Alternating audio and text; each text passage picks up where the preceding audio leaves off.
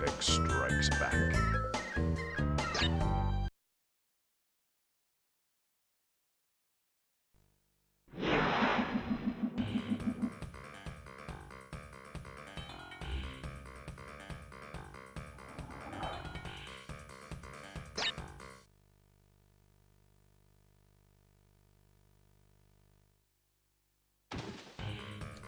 Well, back where we were. The stream manager's being weird on Twitch. It's showing that I'm live. Oh, there we go. Now it's working. It was not recording the session time or the bitrate at all. But it's up now. Right. Yeah. I want to get this finished today, ideally, just because it's a game that I really, really enjoy, and it's been nice to play through it a bit more. I've already had dinner and got some of the housework that needed doing done. There's still more to do, but I know I said last night that I'd be streaming tomorrow. I've already mentioned on Twitter I'm going to observe the boycott that's going on, so that's not happening now. So I will have plenty of time tomorrow evening to deal with that. Right. You followed me the other day as well, and I think you're just another bot account. I'm going to block you because I can't be dealing with this fucking shit. Yeah. Can't be dealing with bots just spamming up my entire blooming activity feed. What little I actually need to see of my activity feed. Anyway. Yeah, so no stream tomorrow. It'd be nice to get this done. I don't know what I'll then pick up on Thursday, but we'll see. Either another bit of comfort food gaming, or I'll dig through the backlog and pick out something else.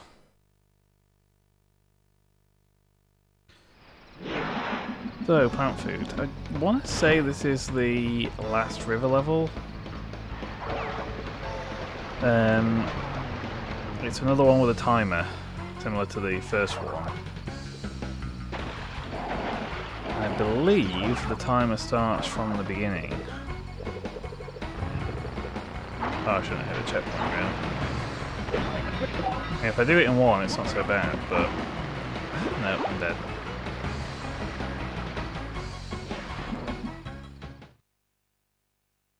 Yeah, that's the problem. If you don't hit the checkpoint, the timer... do you have to hit the checkpoint to activate the timer? I can't even remember. I was going to say, you ideally want... You need to do it in the timer within one life. If you take a death and respawn a checkpoint, the timer reset. The timer doesn't trigger again. I can't remember whether the timer's active from when you start the level or when you hit that first checkpoint.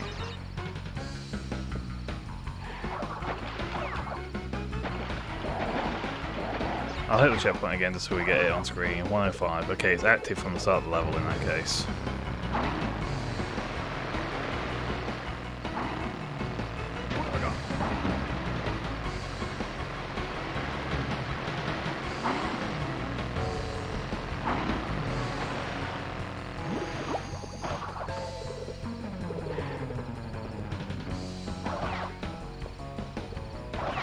You do need to be very careful carrying a mass through, because there's a section towards the end of the level that is very difficult. So effectively you're meant to go over land to clear out some of these plants. Very difficult to do it without taking hits if you don't go over land. Particularly those guys.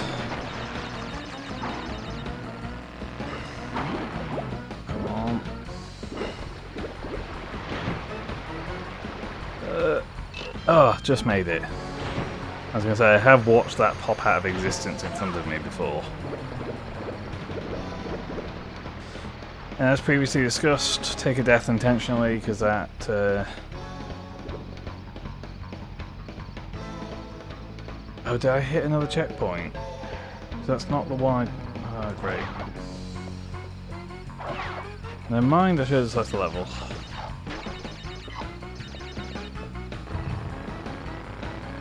I thought I'd managed to avoid touching any of the other checkpoints over the course of the level, which meant I could just come back and get the box gem, but clearly I must have hit one out of sheer muscle memory. Which means at this point we're just wasting time. Yeah, that's what you want to do to get through there safely without needing to spend a mask, but you do not have time to do that if you're going for the yellow gem.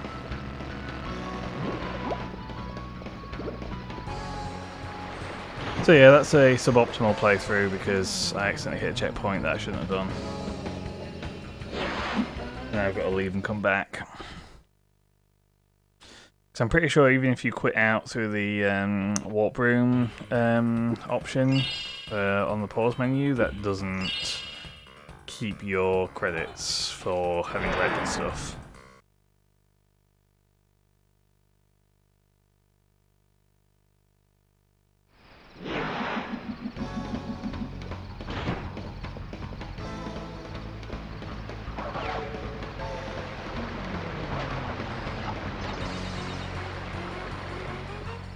And we don't care about the timer this time.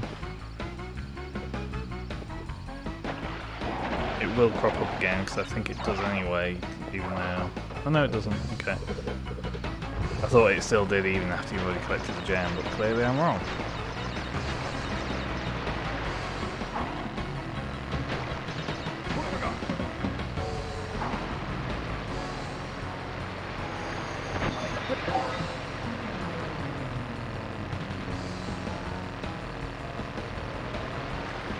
The risk of preaching to the choir, that's the checkpoint I hit that I shouldn't have done.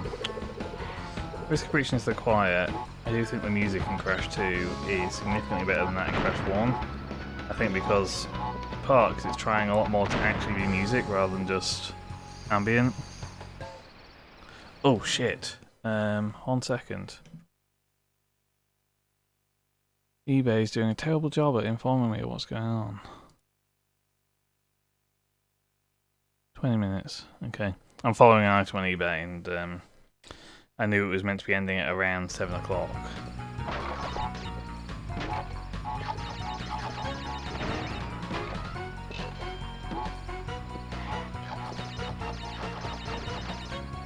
There's a good chance I won't bid on it anyway, but... Because right now it's holding its price pretty low relative to what it's actually worth.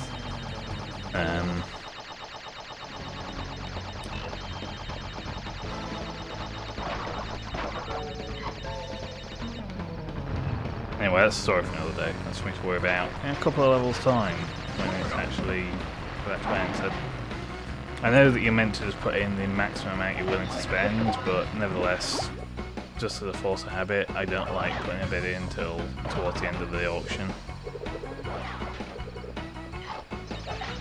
Oh, didn't hit the spin button properly.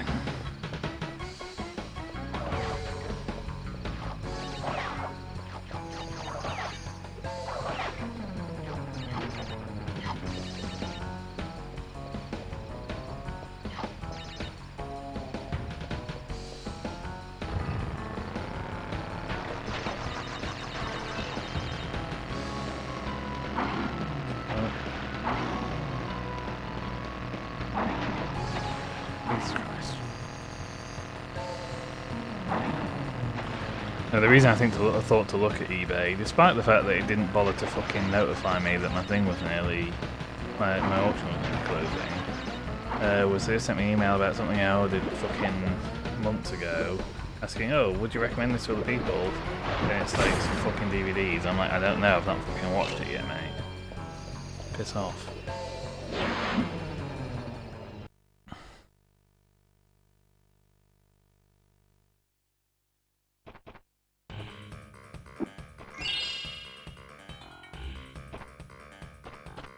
Right, well that's plant food done, not too much effort. Sooner or later, 2 gems. I don't remember what the second gem is on this. I don't know whether it's a gem path, maybe? There's a gem path in one of these levels.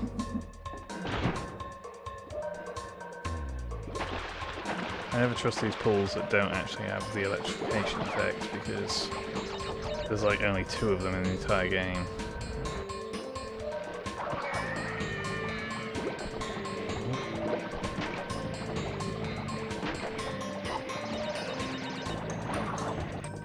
Now the other thing I don't trust is, logically, I should be able to have left that box that's on top of the nitro, and it should get automatically destroyed whenever I get round to, whenever I hit the nitro switch crate. Except, I don't trust it to actually do that. I don't know whether I'm wrong to distrust it, but it's like the game, I always feel like the game doesn't keep boxes in memory properly if you're not close to them.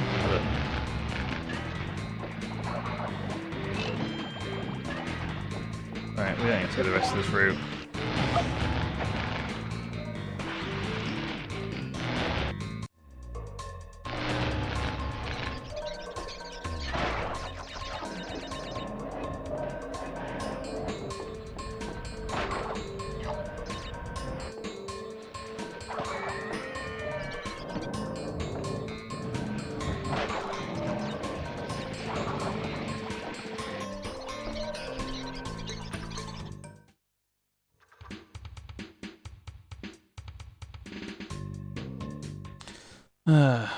Right, I need to ban you as well, because you're just another fucking bot. Yeah, account created 18 minutes ago. Good job, fucker. I'm sure you really want to come and watch Guy streaming Crash Bandicoot 2 to himself.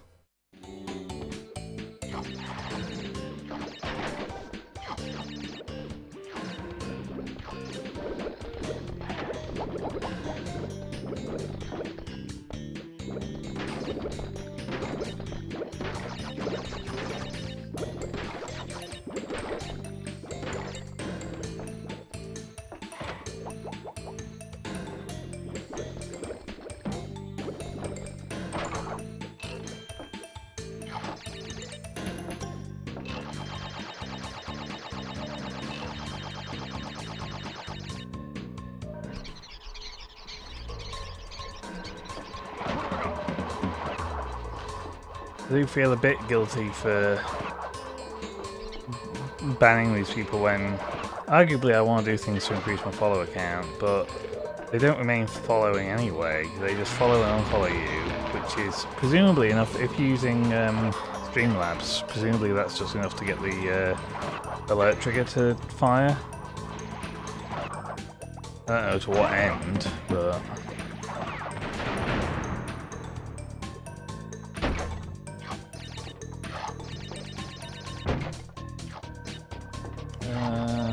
do I want to go left or right? I can't remember which one this is. Okay, we want to hit this switch box first, and then go left, I think. So the level exit is to the right, but there's a few wireframe boxes over on this path with the crystal.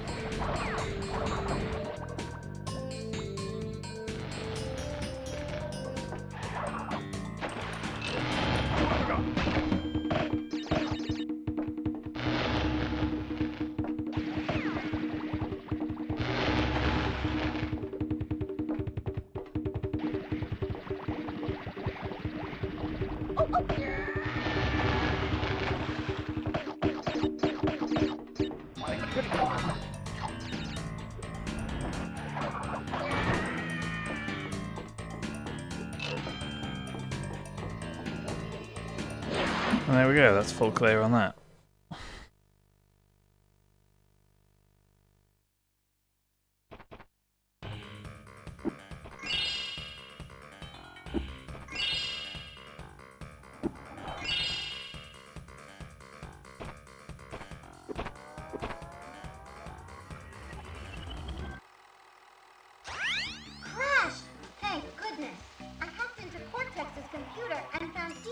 schematics for an improved Cortex Vortex and a suspicious-looking space station. I'm not sure, but Cortex might be trying...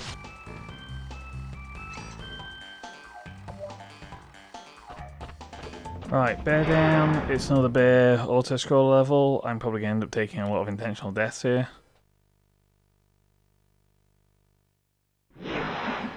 Just to make sure I get all the boxes.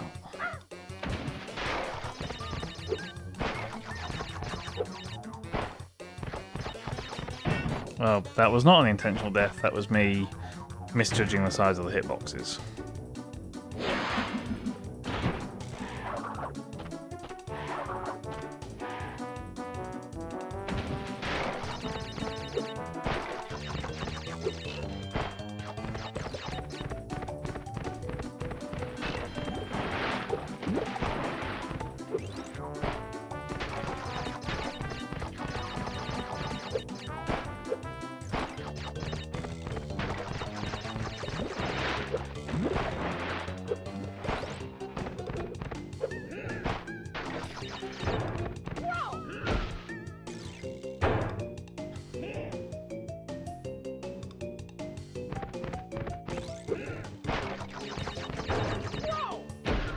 No, that hitbox was quite a bit farther forward than I expected it to be. Well, it matters, I missed the box anyway. There we go, that's what we wanted to see.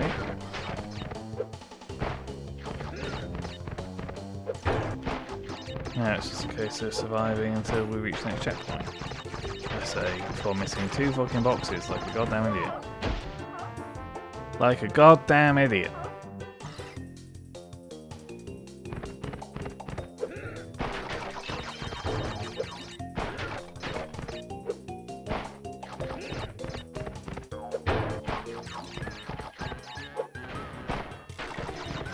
Oh, why do I... Literally the same fucking 2 boxes. Jesus.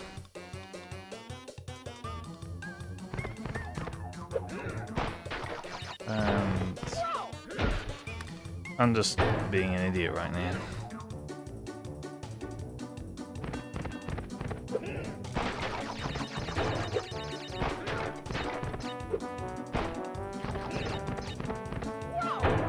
Oh, clearly I jumped too early.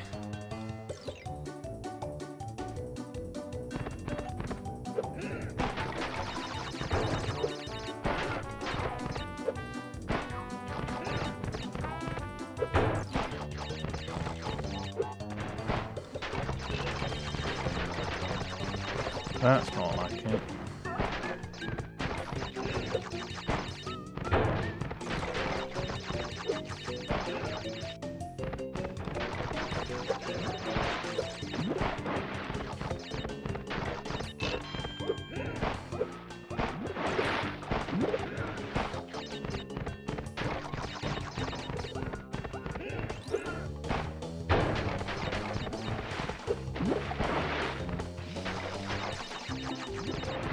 For some reason I have a vague recollection of that box being hard to get.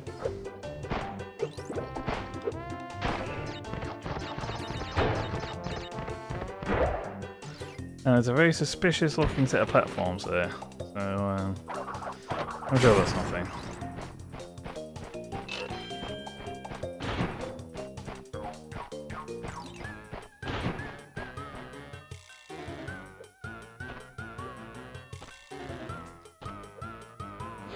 Oh, it was something. Who would have guessed?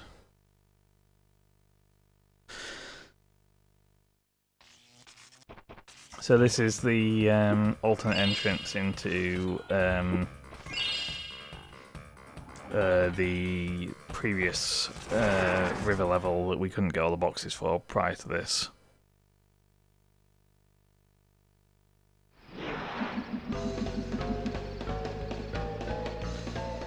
And there are some extra lives here if you want to do some tricky jumps. Personally, I don't think it's worth the risk.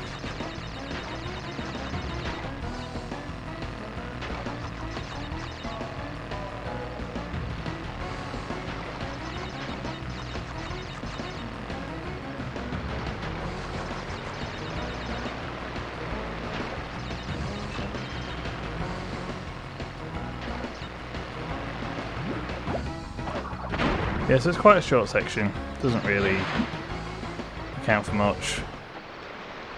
disconnects you 46 boxes and lands you at the top of the staircase at the level entrance. Be good to just play through the rest of the level normally, collecting all the boxes.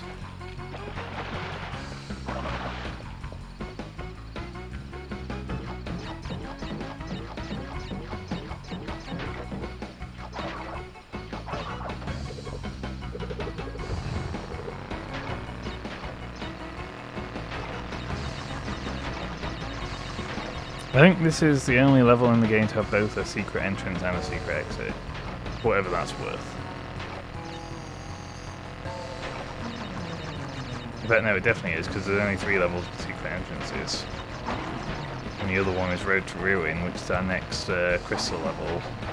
It definitely does not have a secret exit.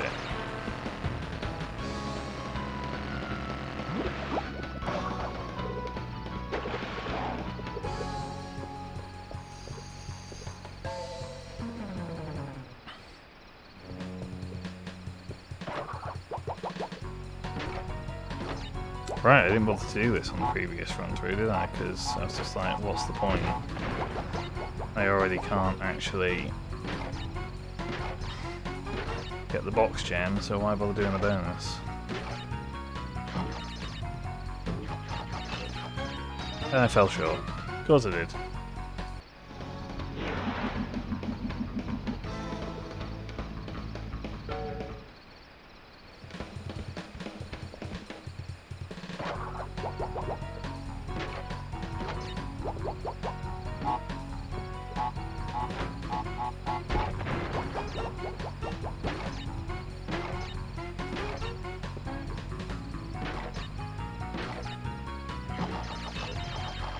That's better. That was the last hazard in the thing anyway.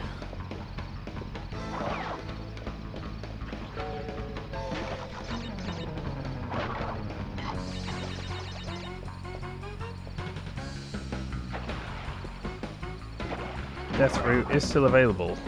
No reason to do it because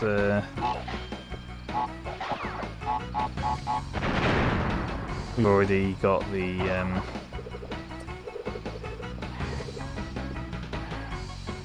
I fell short. I was going to say because we've already got the gem out of it and then the boxes down there, but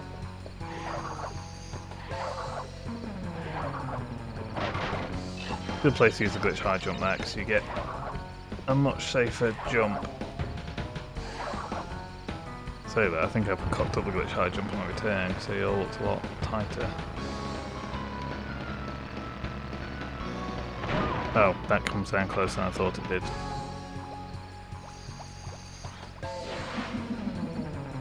I'm just gonna pause for a second to have another glance through this fucking eBay listing because it's 5 minutes left now and the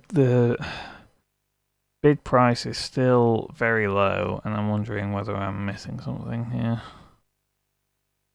Manual included, used in box with manual. I mean, it looks legit. I'm just surprised that it's... Whoops. Oh, that's fine. Just reset the stream page.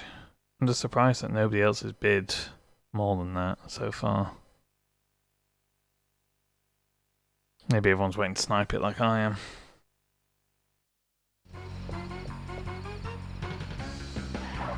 Oh, what? No, I didn't want to be on this.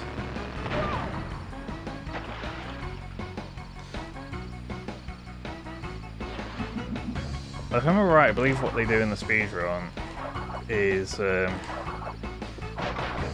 carry a mask through to here, and then by getting hit with... Oh, I went too far. Getting hit by one of those mines with a mask, you actually get enough height to then...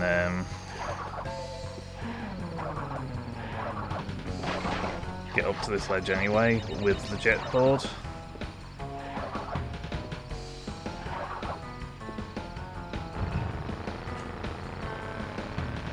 Right. Hang back enough to not let it fucking just plow into you like an idiot. There we go. That's more like it.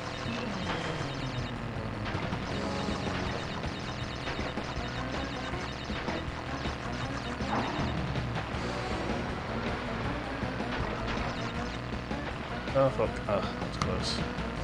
Got that ramp sooner than I actually intended to.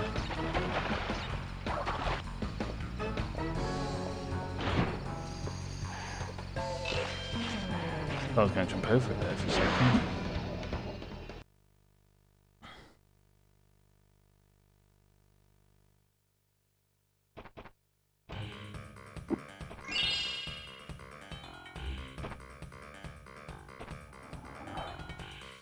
I believe that's Warp Room 2 cleared up now as well.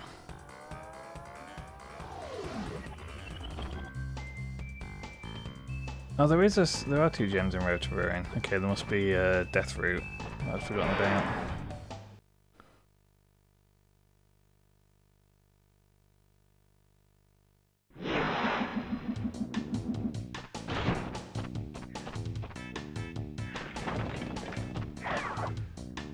Yeah, the path with the remaining boxes to the left, I think you can make it over there with a glitch high jump. I'm not going to bother right now, I'll play with as intended.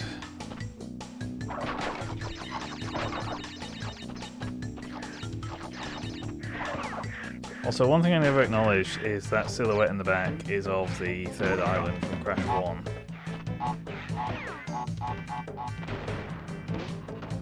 Also, these lizards with like the neck brim are the first instance of enemies that can only be killed by sliding.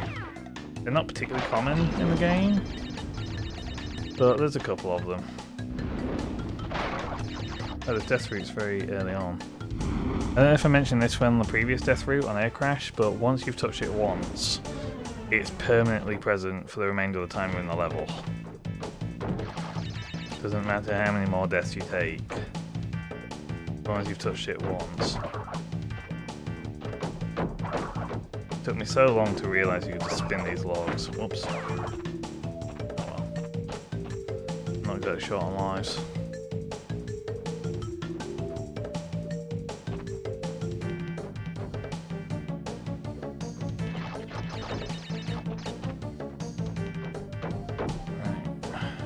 Auction this down to the last minute, I better put my bid in.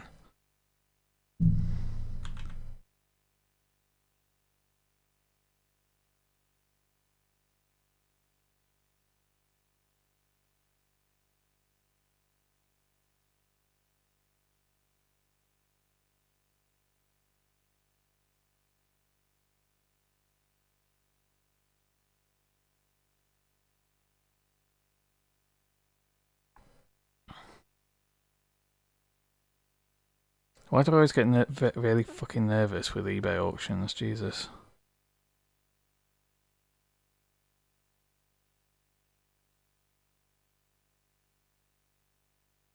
Someone's cranking up the price. Because I don't fucking know how eBay works, and you should just put in the most you're actually willing to spend, rather than keep bumping it and bumping it and bumping it. Okay, we got it. More than I would have liked to spend, less than I would have to get it elsewhere. For anyone who's wondering, I've just bought a copy of Majora's Mask for the N64.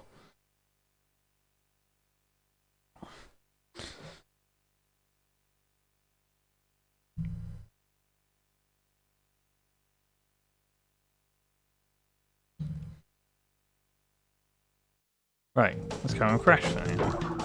Right, we're dealing with this fucker. For the longest time, I did not know you could just spin those logs, by the way. Which makes the whole thing infinitely easier once you know you can actually just do that.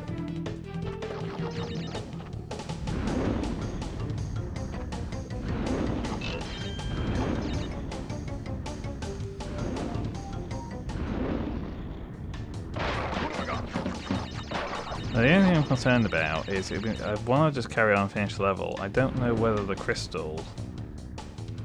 Okay, that camera is so bad that I don't even dare risk it. I was going to say, I don't know whether the crystal is in front of where it's just dropped me out or behind it. Because if it's behind it, then if I just push forward, I'm going to miss the crystal and then have to come and do the whole level again anyway. No point doing the bonus stage.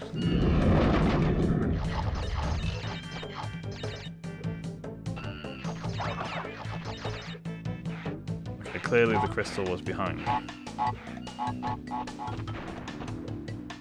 This is going to be risky as fuck, but let's see if I can backtrack to it.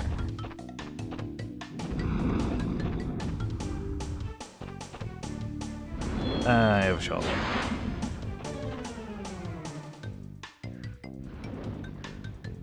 Oh.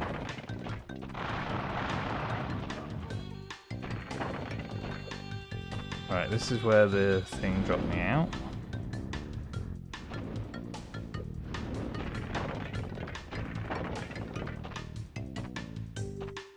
Don't really care about that. There's the crystal.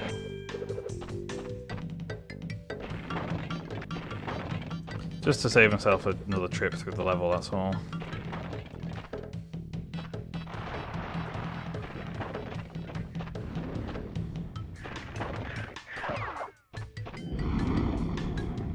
Where was that thing when I was backtracking?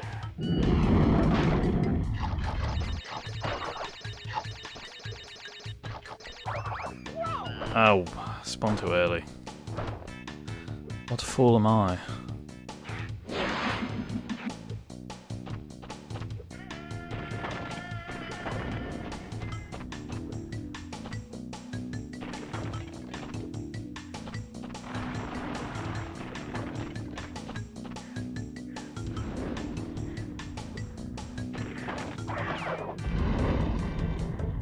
Hold on, there's a fucking eBay listing here claiming to be PAL version of Ocarina of Time Master Quest on an N64 card. Now either everything I know is a fucking lie, or there never was a cartridge release of Master Quest. Certainly not in Europe there wasn't. Maybe in Japan.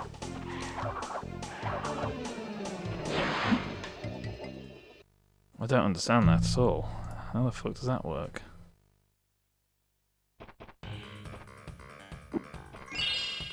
That's got to be a bootleg, right? Oh, this was only released on GameCube. It's a homebrew ROM hack of the Ocarina of Time. Yeah, fine. Just like, hold on, what? The fuck, how is that possible? Sorry, I'm rambling. Again, I'm the only person fucking watching the stream, so you can live with my rambling.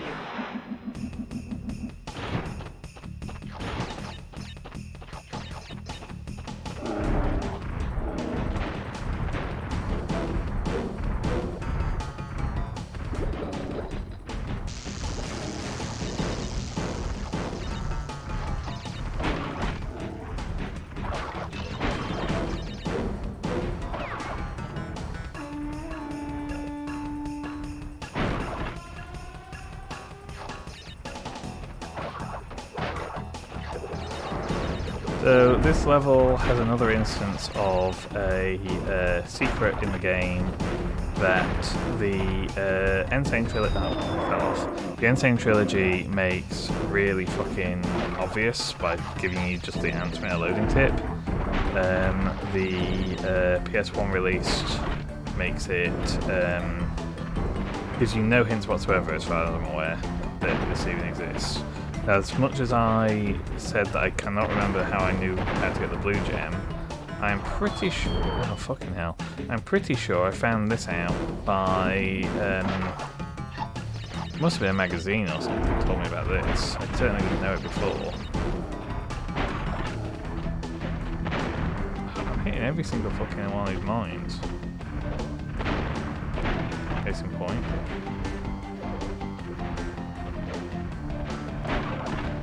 Nearly fell down the goddamn hole again.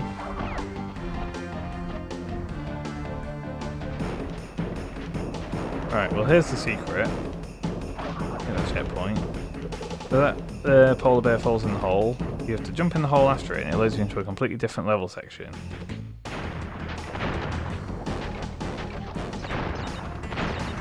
And I don't know whether I'll still have this opinion, but back in the day, I used to find this to be just one of the hardest parts of the game for some reason.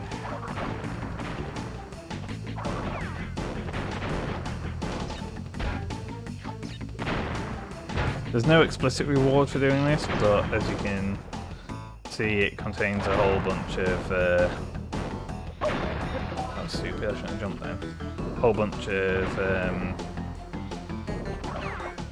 boxes. So you can't do the box gem without clearing this.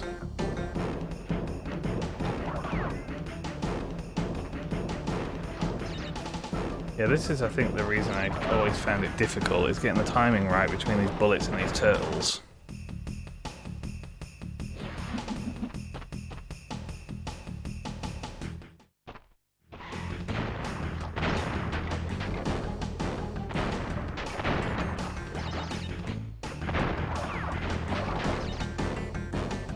Oops. That's what I think.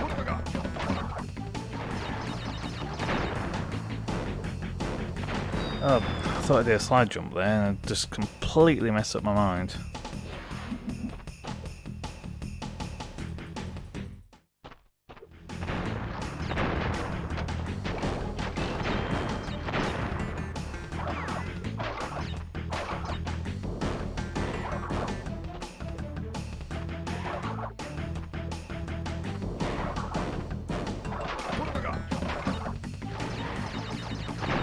I find that the glitch high jumps are harder to do consistently in the PS1 version than they are in Insane Trilogy.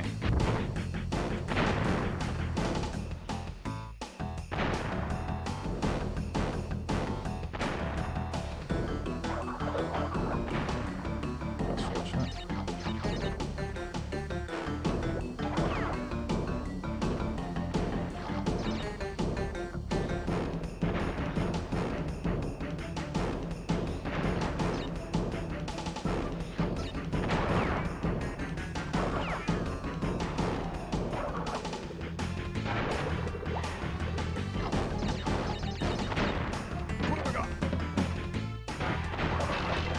Those two boxes have fucked me over before as well.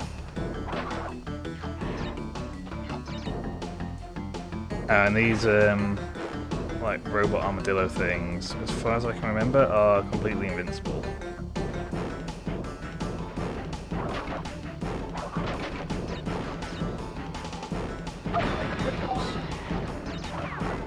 Will it make use of the mercy invulnerability?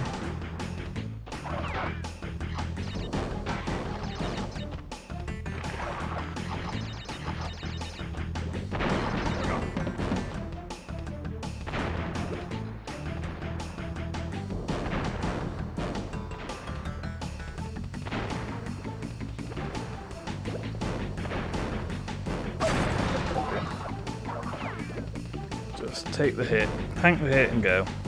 It's the easiest way of doing it.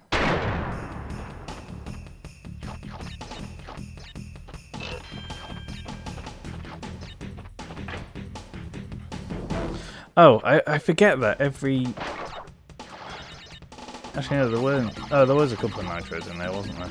I was going to say, I forget that every time that it's so much easier to do that hidden section if you hit that nitro box first. And every time I fail to do it, and every time I see that nitro switch and go, fuck, I should have just hit that first. Also makes this slightly easier. And this is one of the things that they changed in Crash 4 that really bugged me. So in Crash 2 and 3, the nitro switch also detonates nitro in the bonus stages. You don't have to worry about that. In Crash 4, they made it so that the bonus stages have their own nitro switch. Which means that if you're in a bonus stage which does not contain a nitro switch, you're expected to find a way to break those nitro boxes.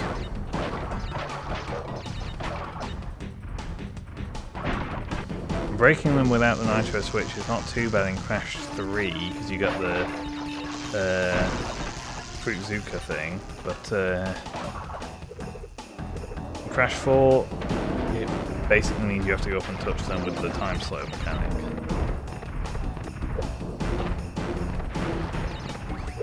Yep, the final phase of this combines both the auto-scroller polar bear riding and the auto-scroller polar bear threat. And hopefully that's all the box is, because if not, we have to do that all over again. It was. And rather than leaving normally, we're going to go back and say hello to the polar bear. If for some reason it's backed up a fair bit. Oh, the game had to load for a second there to work out what it was doing. He takes us back to the secret warp room. Well, I'm pretty sure Cortex is going to have a word with us about the next boss. No, he is not. Okay. Yep, so this is the final bear level of the game. It's also dark, and I think it's the only one that requires you to do dash jumps. So...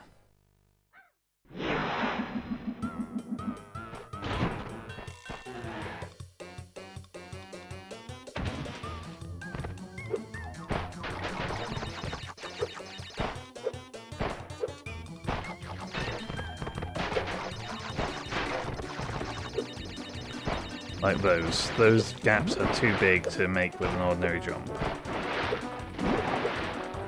Oh, you motherfucker. Rude. Rude, rude, rude. Speaking of rude, 69 lives, nice.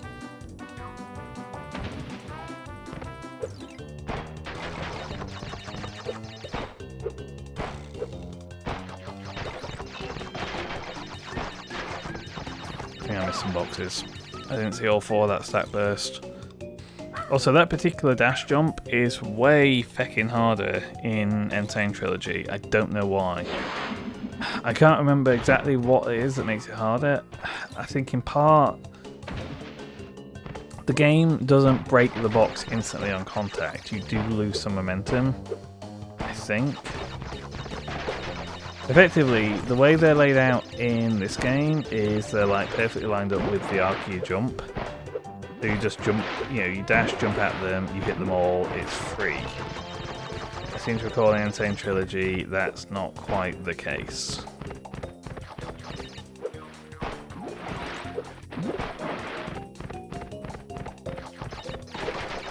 Likewise that jump. Right, yeah. Got to go up the inside of that.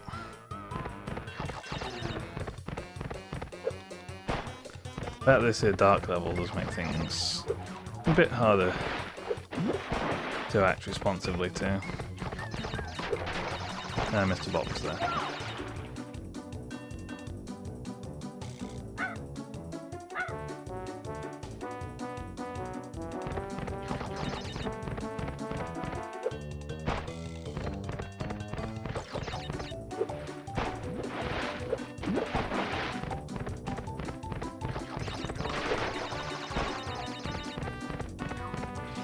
And I fucking forgot about it already. There's not an awful lot to say more about this level. One thing I have been thinking of is they finally listed the standard version of the Evangelion Blu-ray set. I've never watched Evangelion, but I've recently been on a bit of a trip of revisiting older anime, like I recently watched through the original Ghost in the Shell. I picked up Akira recently, so I need to watch that. I know, my understanding is by modern standards, Evangelion has some issues with its, I think mostly around its portrayal of mental health and stuff like that. I could be wrong about the specifics there, but I know that there's some like about it when viewed from the lens of, you know, the year 2021. But it's still a pretty damn influential piece of anime, so I might need to pick that up at some point. There we go.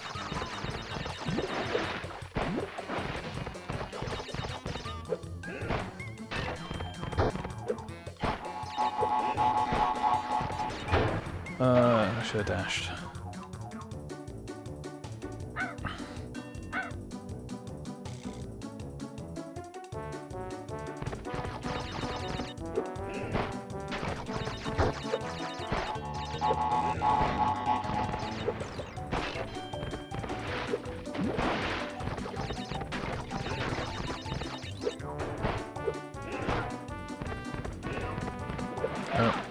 shouldn't have been a jump. It's just hard to predict these things. It's...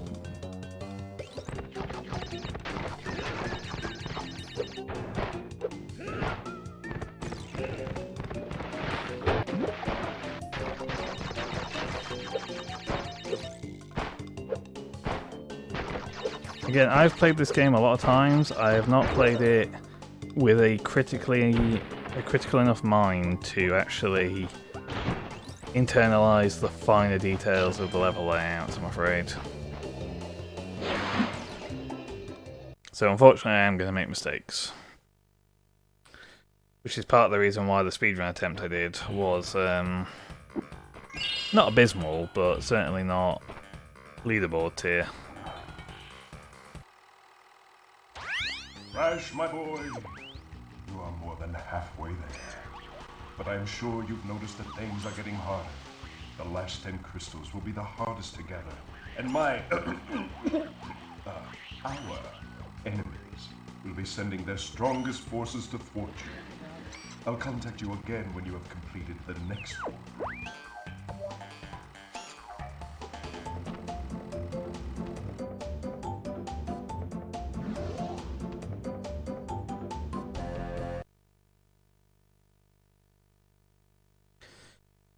So the next boss is Tiny Tiger, which is quite an interesting boss actually. So there's no way to directly attack him.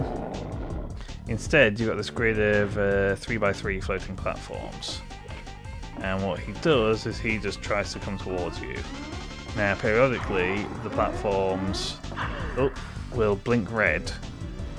So some portion of platforms will blink red, and you want to trick him into jumping onto one of the blinking red ones, because the ones that are blinking red are imminently about to fall. And once that happens, some portion of the remaining platforms will then also blink red, and you need to get to a safe platform before that falls as well. Now in this final phase, there's only one platform available to trick him to step on. And once you get him to fall through it, all but one blink red. So if you're in the wrong place, it gets quite difficult, but thankfully, I was lucky enough that the layout worked out in my favour, and we managed to do it in one attempt.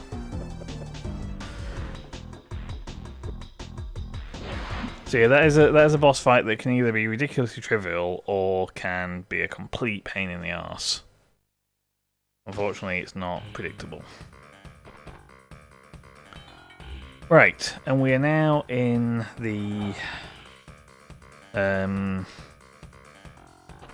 home of some of the hardest levels in the game. Digging it is fucking difficult, and Cold Hard Cash is really difficult. Crash, sorry. Ruination's not bad, Behaving's not bad, and Hanging Out's not bad, but I think that there's only one other level in the remainder of the game that competes with Digging It and Behaving for difficulty. And I speak specifically to difficulty when going for 100% completion. If you're just going for an 80% completion, neither are that bad, but for 100%, they're a problem.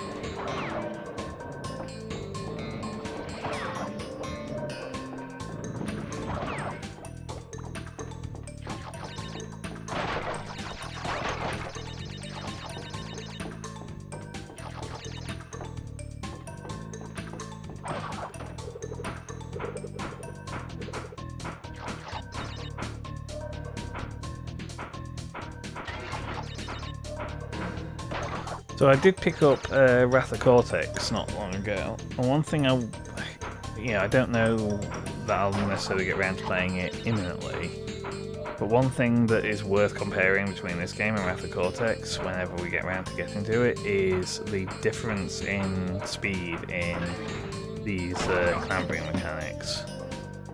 Because for some reason in Wrath of Cortex they made them really fucking slow.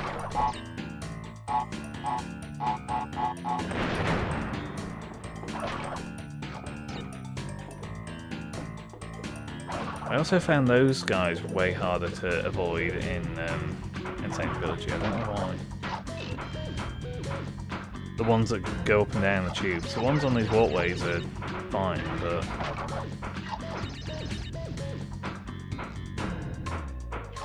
they're walkways. I can't walk on this.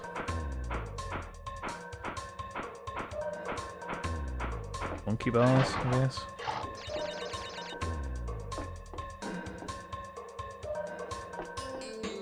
I don't know, something about their hitboxes seem to extend too far.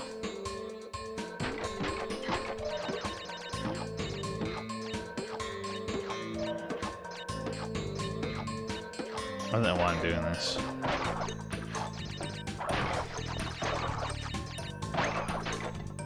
No point wasting time.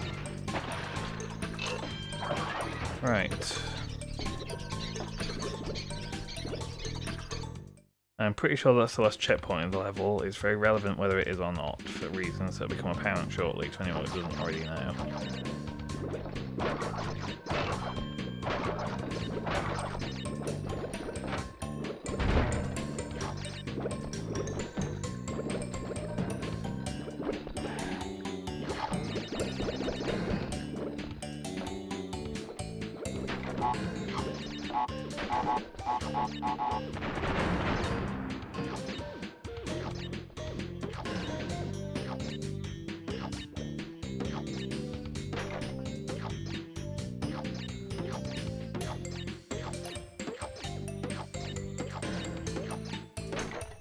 This is not the quickest way of doing this, but it is the safest.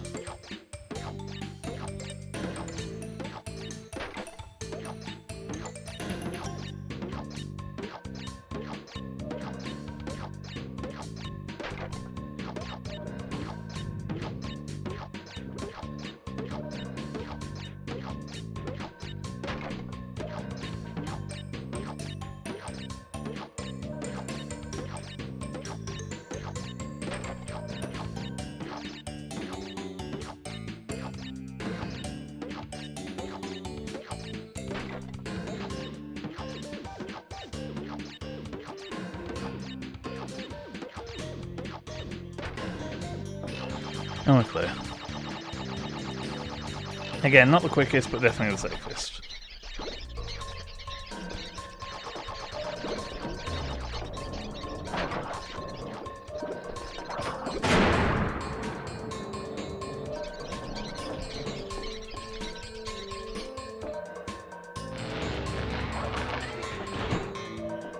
Yeah, that definitely was the last checkpoint. Which means if I was speedrunning this, I would have wanted to have lost that mask sooner.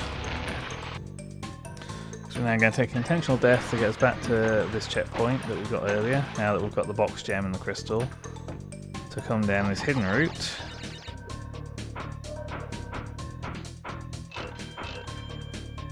Which is the only part of the game that requires you to use the crouch button while on these monkey bars. I can think of. So these increasingly fast-moving enemies that if you don't crouch above them will just knock you off. To reach another secret exit.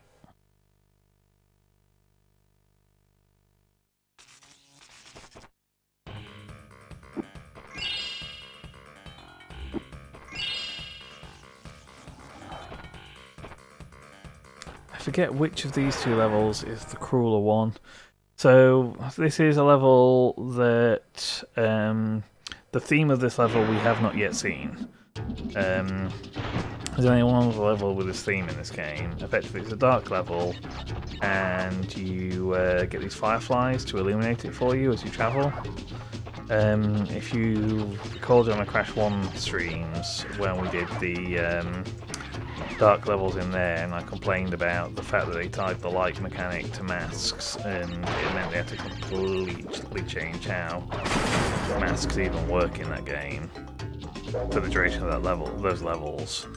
This is the alternative solution they came up with, that they carry through Crash 2 and Crash 3 for that style of level. where instead of having it be tied to your masks, it's now instead tied to these fireflies that only exist in these levels.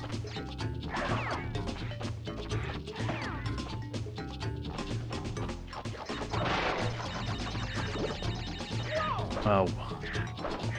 I was trying to be fancy and jump on the... What is that? Is that like a possum or a chinchilla or something? I don't know what that is.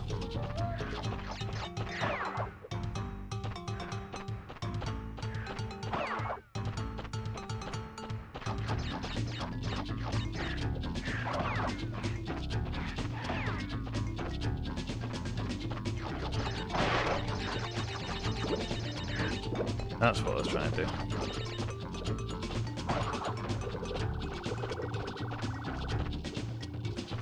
Yeah, so there's neither of these dark levels are... I want to say neither are particularly hard, but I have a vague recollection of the second one having a death route on it with some boxes on, so that's not easy. Oh, but I think the boxes are all packed at one side though, so you can kind of backtrack it and just get those, if I remember right. So the bonuses for these levels are slightly different in that rather than being a firefly that follows you, it's a firefly that goes off on its own.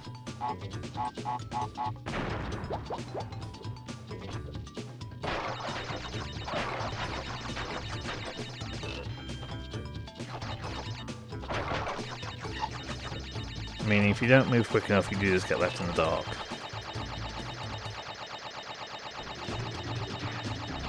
Oh, I was pressing the slide button as well.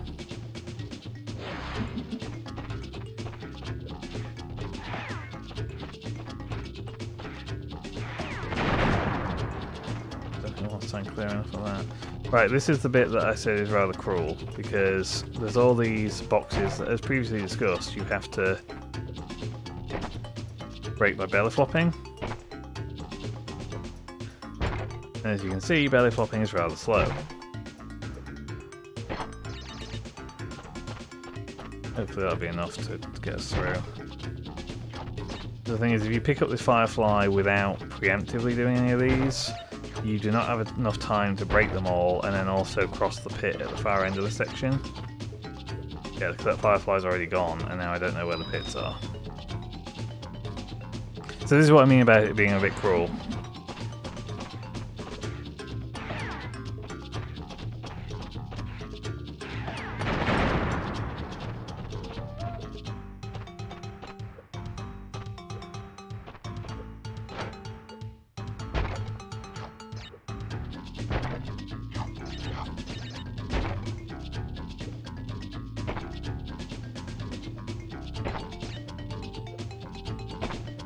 Oh, there's one more over here. I think we got that.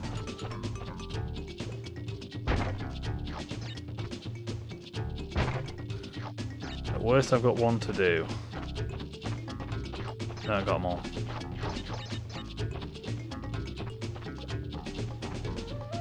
Yeah, as I say, it's not like, oh, it's really difficult, but it's just a bit mean-spirited.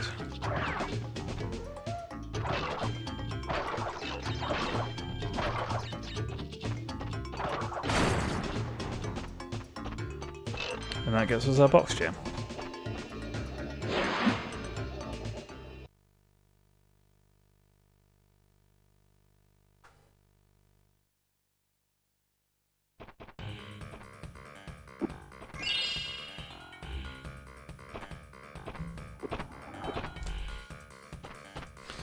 Right. I've been playing the levels in order, so we'll stick to it. As much as it's going to frustrate the shit out of me.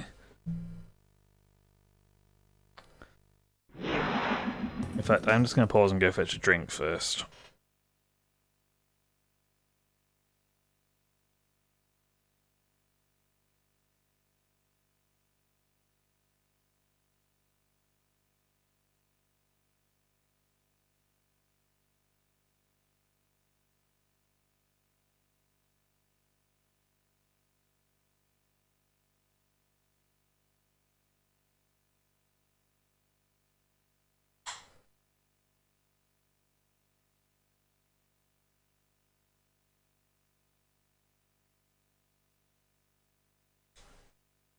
Right. I'm back.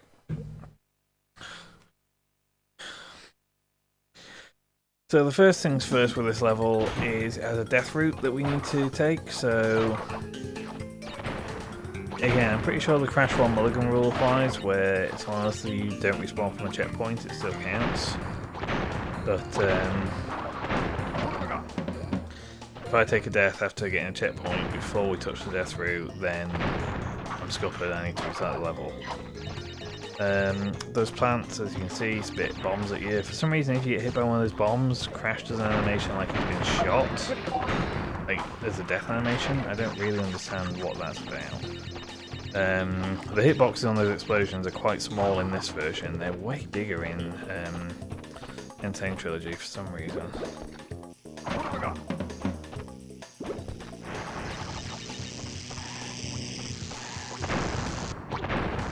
Also, once they crouch down like that, you can belly flop them.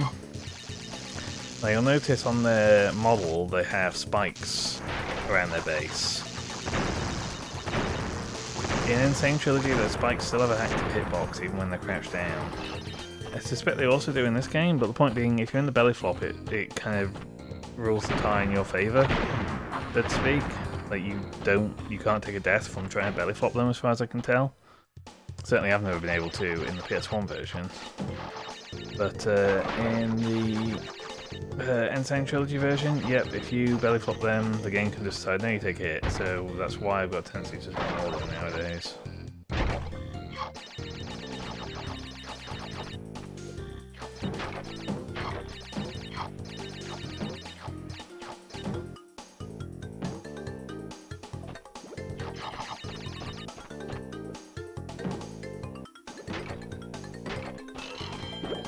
I didn't know those lives were up there.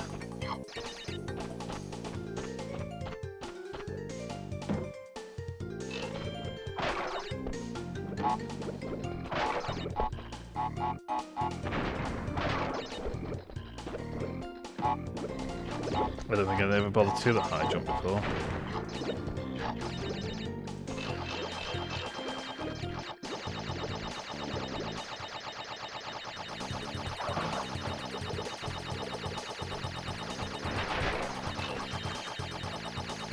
Okay, so the good news is we've touched the death route platform, so we've banked that for this playthrough.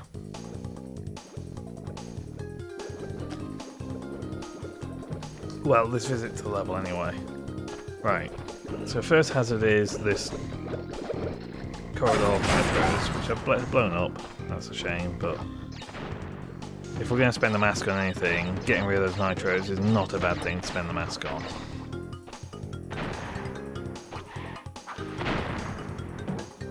You do want to get rid of these enemies though, because they are a pain in the arse on them. So the point being, there are boxes down this route, and we need to get them and then backtrack back to the regular level route.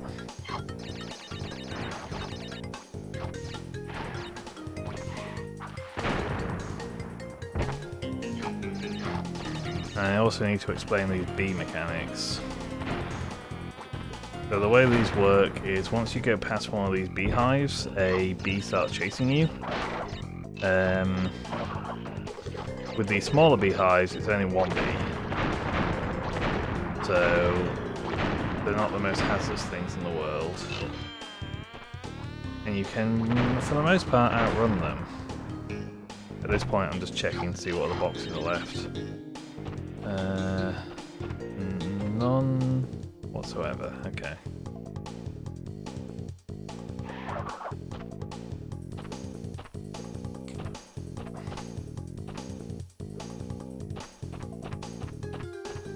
Might be a bit crazy, but I'd rather do this backwards than do the level backwards. Now thankfully, yeah, that's one of the risks that fucking bees still come. I'm gonna have to turn the volume up slightly and not talk as much, because you need to be able to hear their buzzing, otherwise you're not gonna know that they're there.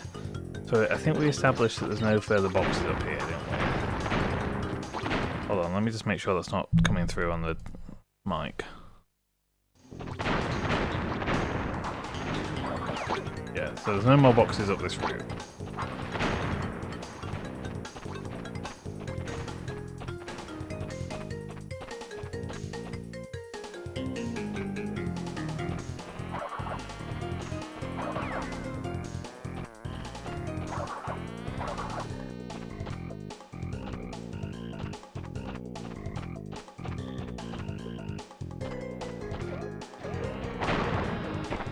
I was hitting the spin button, but I didn't recover in time.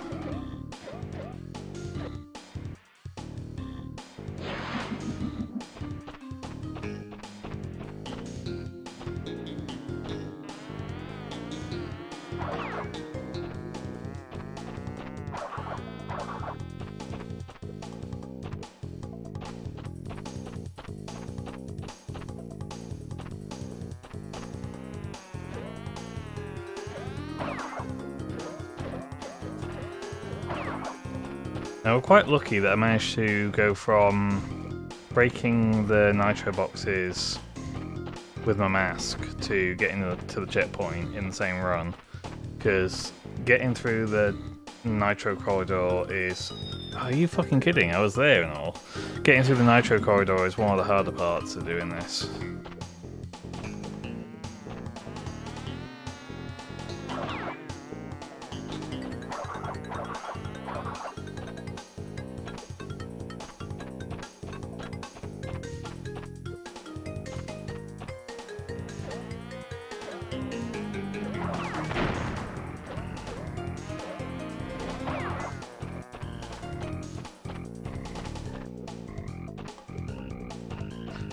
Well, given that it looks like I'm gonna have this done in only a few lives.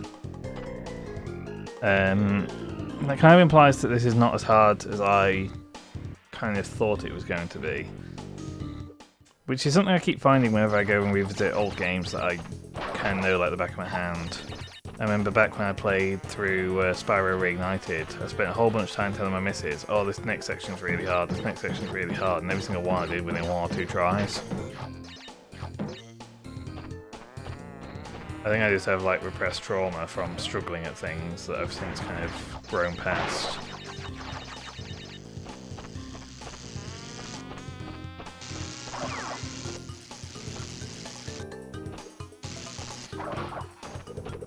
Right, and then this is what a mechanic they add, which is weird. You can't dig yourself into the floor.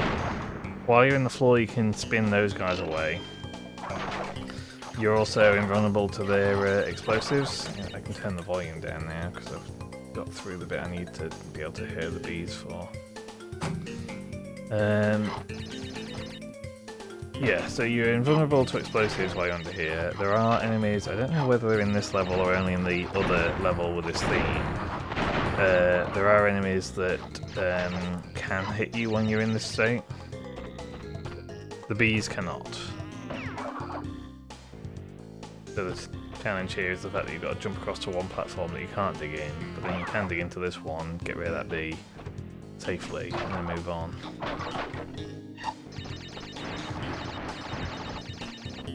And then that joins the level back up.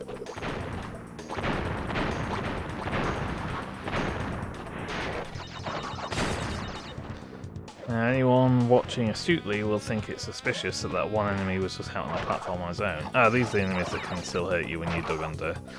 They effectively go and swing the hammer into the floor. So if you're dug under, the hammer just crushes you, even though you're dug under.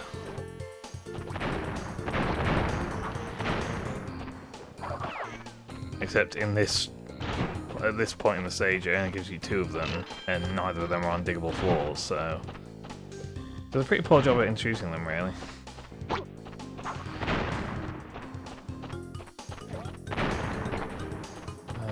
So take a death.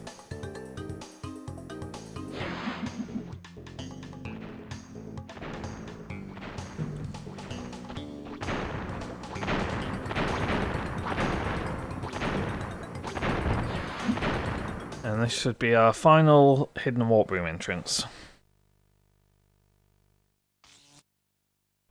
Which is the alternate entrance into Rotorua, which means we can get the box gem from there.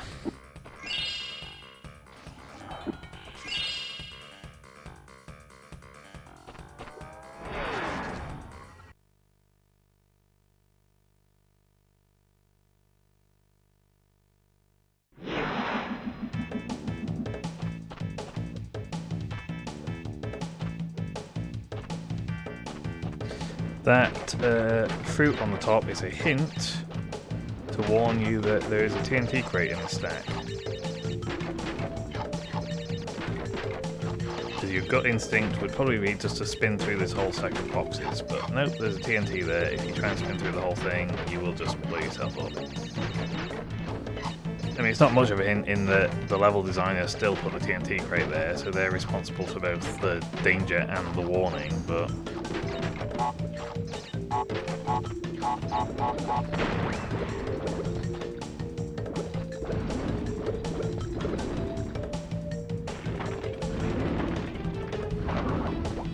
And that's the entire extent of the alternate entrance to this level. We're now back onto the main path. It's a bit superfluous really, but whatever.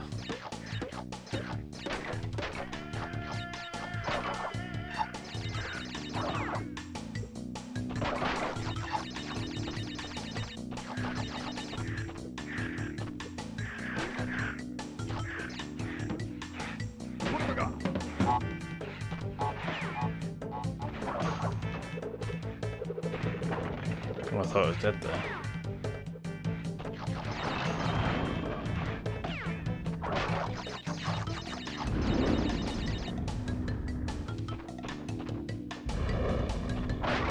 We're not taking the death route today. Sorry, I messed up the timing there.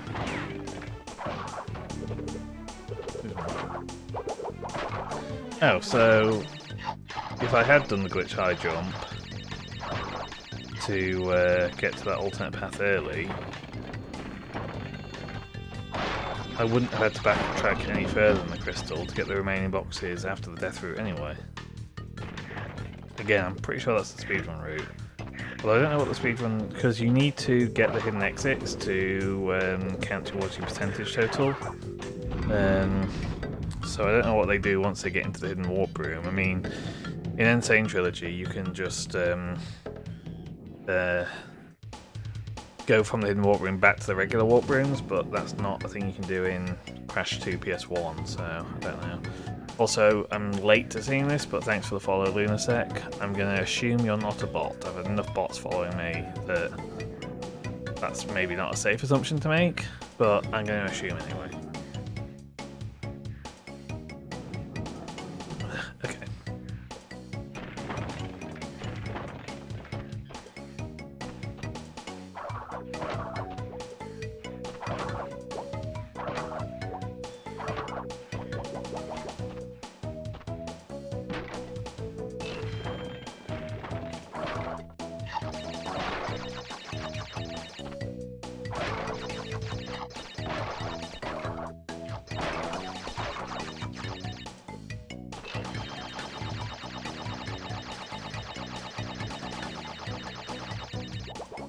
So it's a pretty fucking bleak evening out there now.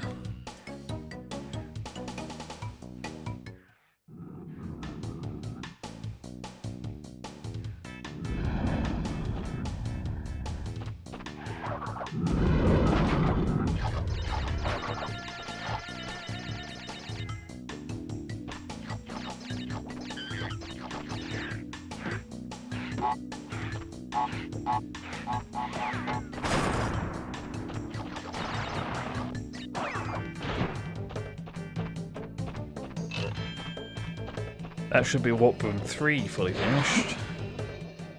And it also means that we no longer have any backtracking to do.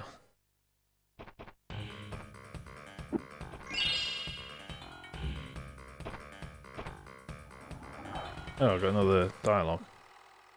Crash, I haven't got much time. Cortex has almost completed the new space station. Something is not right with his statements. Beware of the tricksters. Now I thought you could still get those dialogues while using the hidden warp room, and I'm pretty sure you can in Insane Trilogy, but you can't, seemingly, in this, because I've had two things now that have queued up behind how many crystals I've collected. And they wait until I get back out of the hidden warp room.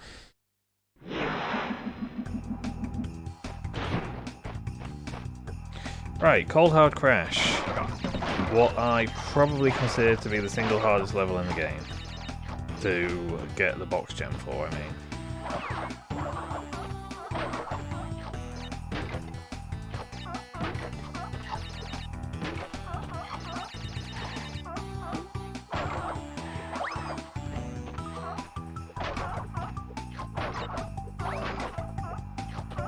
Because as with previous level, it's another case of you have to never mind. You have to get to the death route and then backtrack back from the death route.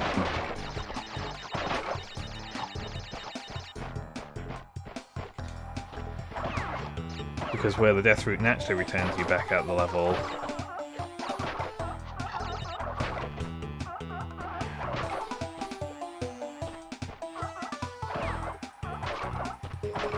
does not end up actually getting you to where you can collect the remainder of the boxes.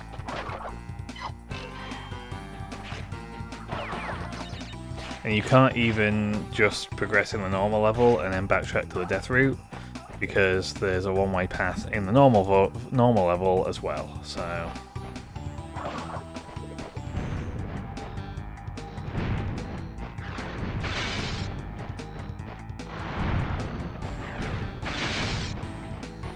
now I don't know whether I've been dying less on this particular run or whether Insane Trilogy is more generous with the pity masks. So I don't think I've got any pity masks so far this particular playthrough. So pity mask, I don't know if that's the formal term, but it's what I refer to as being when the game determines that you've died too many times at a given checkpoint.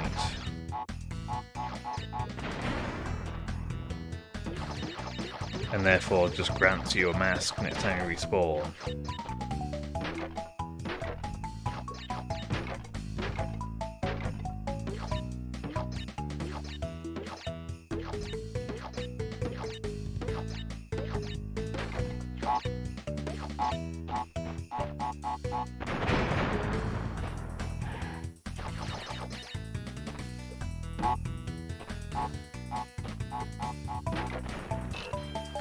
Yeah, that one at the front does not detonate with the rest of them.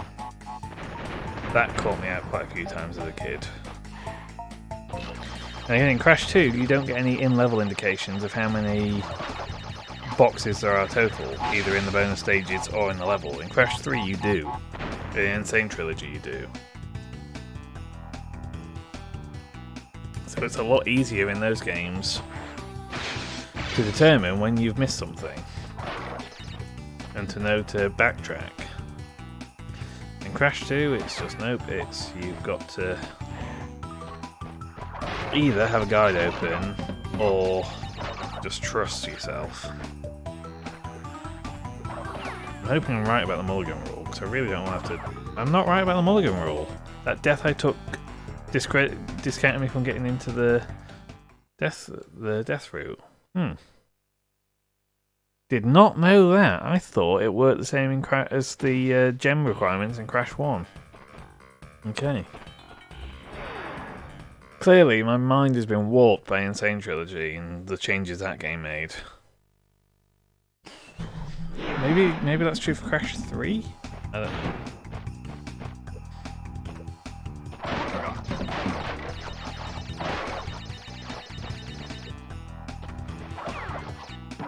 It's fine, it's not a hard death route to get to, I just took a stupid death on the way to it.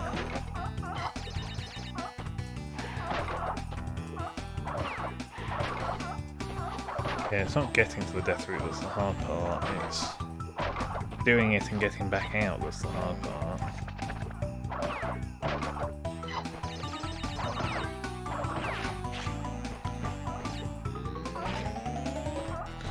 The worst part about getting back out the death route as well, I can't remember whether I've done this on the PS1 version, but certainly on Insane Trilogy, at the end of the death route, effectively you're on a ice skating path, and there's just a hole in the end that drops you back down into the regular level.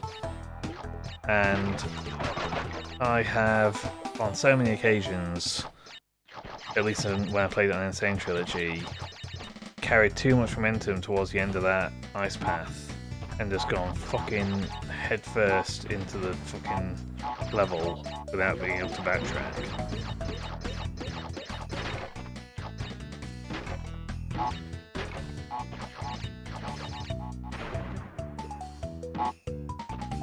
We're looking for 30 total.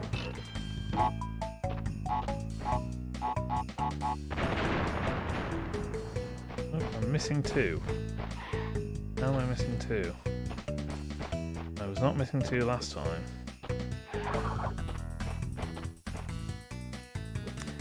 Why did these not explode? And this is what I say about I'm paranoid about boxes unloading. Because since playing Insane Trilogy, I've second guessed that paranoia. I'm like, why am I always so paranoid about boxes exploding? Why don't I just trust that it happens? That was the fucking evidence that it does not happen. The game does not handle the explosion detection if a box is too far off screen. Which is why I always stop and wait and make sure I watch the explosion happen before I move on. It makes me feel paranoid, but goddammit, I've just proven to myself that I'm right. Like, from stupid childhood memories of it not being trustworthy are completely justified. Right, we've touched the death route, so we can now take as many deaths as we like.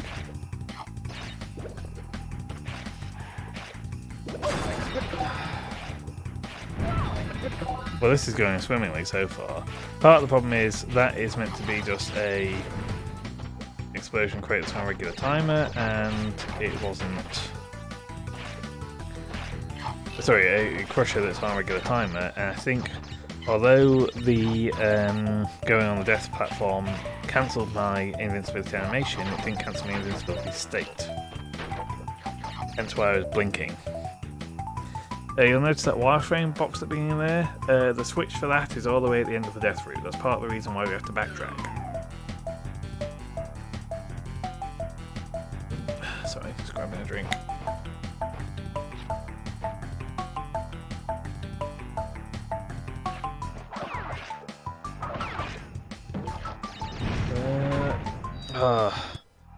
Ice momentum's a real problem.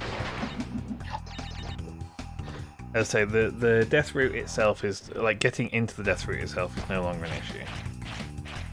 Surviving the death route remains a major issue.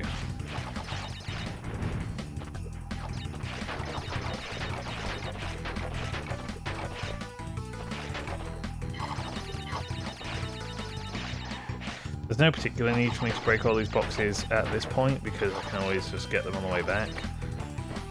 But it's useful to keep getting through just to maintain a stash of lives because, again, it is incredibly rare that I get through this without a significant number of deaths.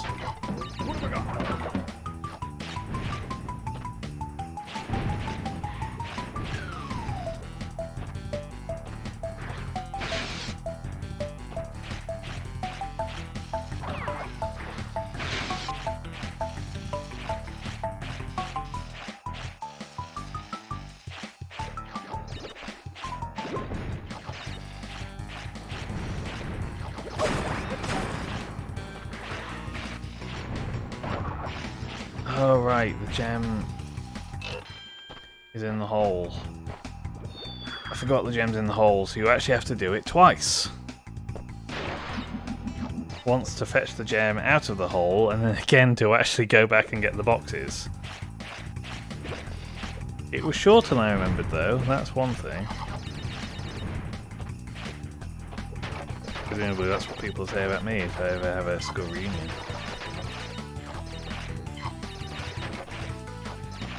That's what you get when your dad's only like 5'6".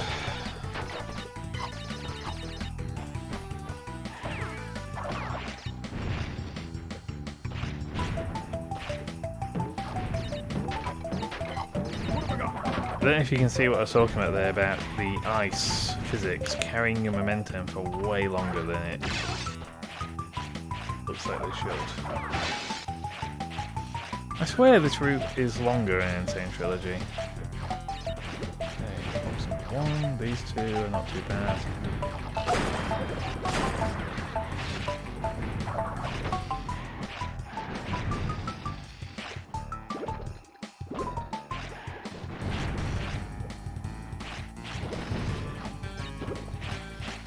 Okay.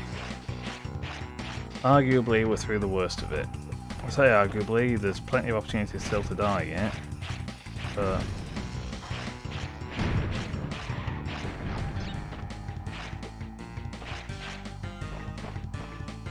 there's another nitro box back here somewhere, I recall.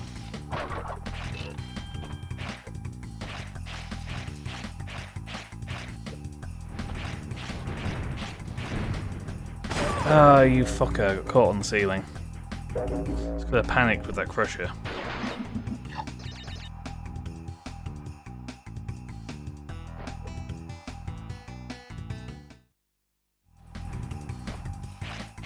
How am I doing for time? 8:30. I think we're still on track to get this finished tonight.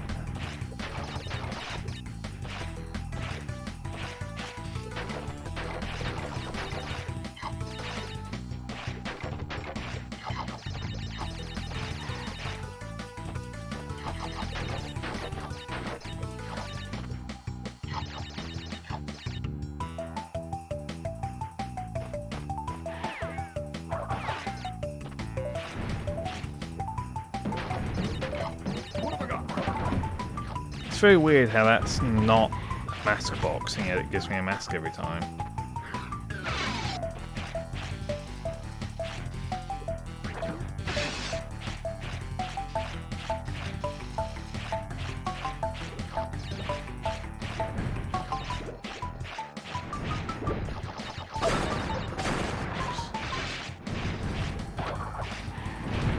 Oh, bombs.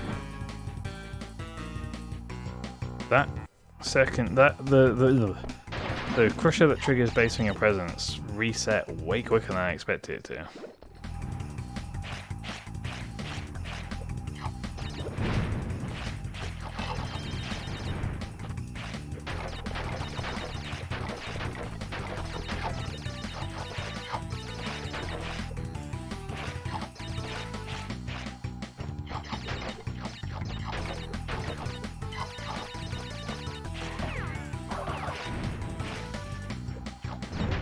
You can probably see what I'm talking about there as well, about the ice. Did I say this on a previous iteration? The ice continuing to carry you momentum even after you look like you've stopped against an obstacle. If you notice, I'm turning around when I reach that box, and then when I'm jumping, it's probably not apparent, but my movement controls are completely neutral at the time that I jump. Oh, that was clean. That was not quite so clean. My movement controls are completely neutral at the time that I jump. The problem is I didn't break any of these. That's the bit that I really need to spend the mask on. Yeah, I've got neutral movement controls, and yeah, I'm still getting a bit of forward momentum when I leave the ground. Yeah, at this point, I'm pretty sure I can confirm that N. Sane Trilogy is far more trigger happy with giving you pity masks. So I'm pretty sure the number of deaths I've had so far, which is not too many, it's what, half a dozen at most? Point being, that many deaths in Insane Trilogy, I would have had the double pity mask by now, which I don't think I've ever seen a double pity mask in PS1.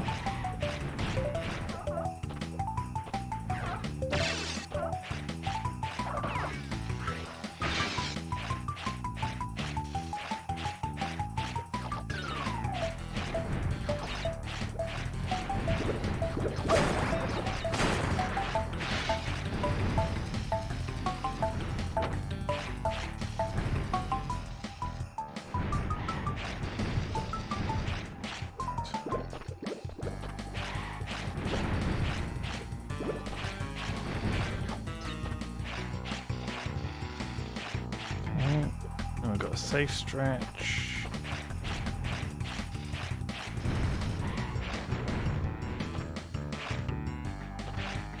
Snow.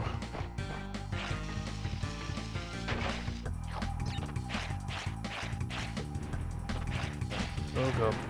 I got a bit too close to that crusher there. This is the bit I'm not too happy with, because we've got this auto crusher here. And then we've got the drop and then the nitro. So we've got drop, safe, and then jump, and then we're out. We're out before the game had the opportunity to give me a pity mask. Now the problem is now I've got to survive to the next checkpoint. And this is the one-way section I was talking about. There is no way that I know of to get back up these fucking slopes. After you've slid down there, that's it. You're stuck down in this lower section, which means you can't get back to the death route.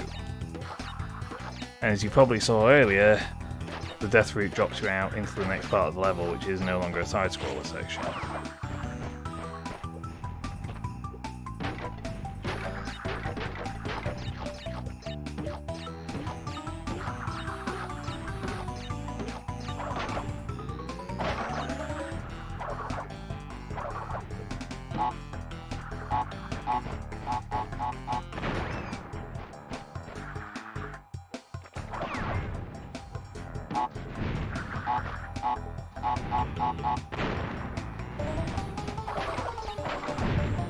I really want another checkpoint.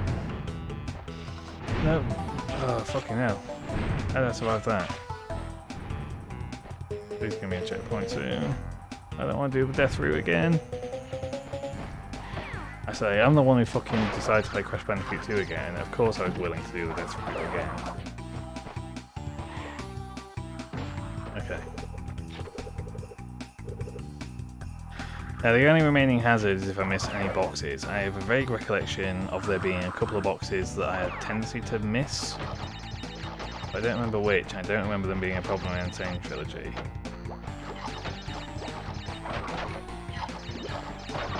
It may have just been boxes that are in the bonus stage that I failed to detonate for the reasons I showed earlier.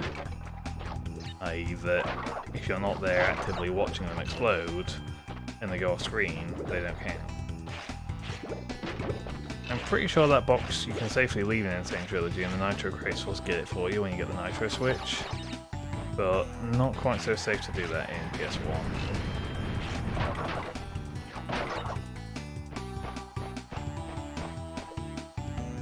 Right, and this is where the death route drops you out.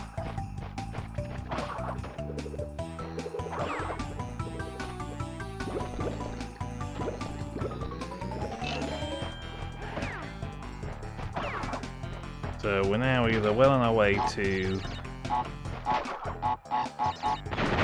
having this level complete, or we've just wasted however long we've spent on this level so far, and we're actually buggered and we're already missing some boxes that we can no longer go back for.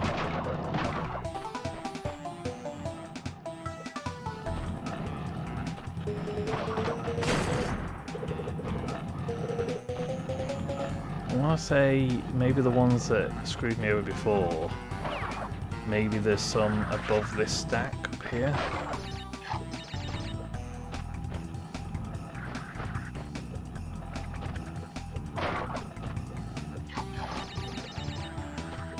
No, maybe not.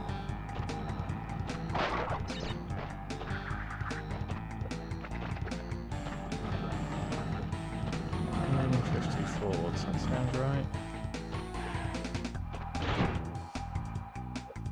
154 of 155.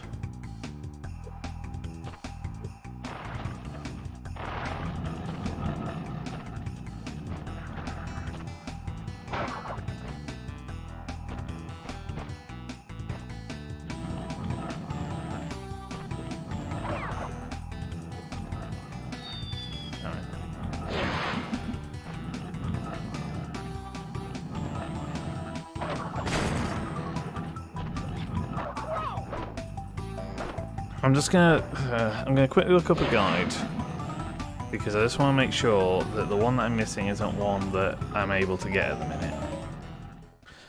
Because if I can avoid replaying the entire level again, that'd be preferable.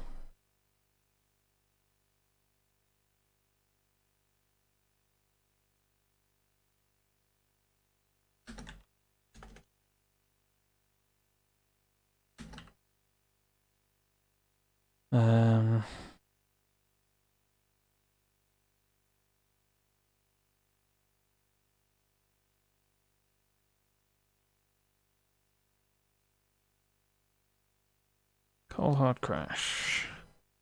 Bonus, 31 crates. Okay, nope, I've fucked it. I've missed a box in the bonus stage. So, I can't get the box gem on this particular run.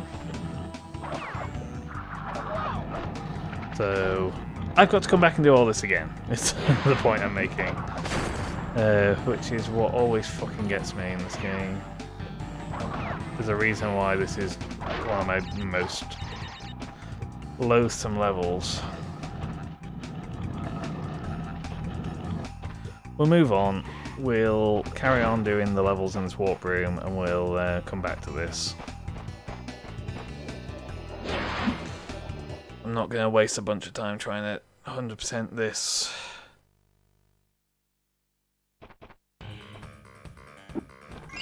Because I think even if you have all the gems before you do the final boss, you still get the first ending because beating the boss itself counts as a percentage point. So until you've beat the boss once, you don't get the complete ending. I think that's true. I could be wrong. More japes here, hiding a nitro box behind that stack.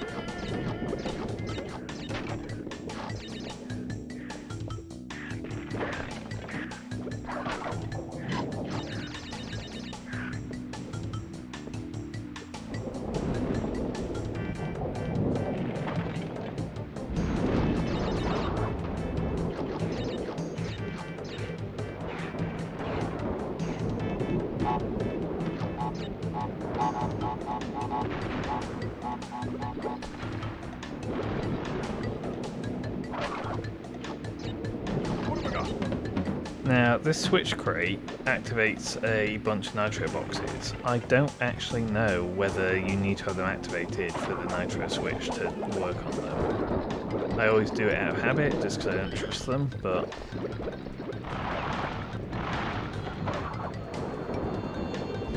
We're going to go on the green gem path. If I remember correctly, there are no boxes on the green gem path, so this will be another case of we run it, we get the gem out of it, and then we take an intentional death to get back to the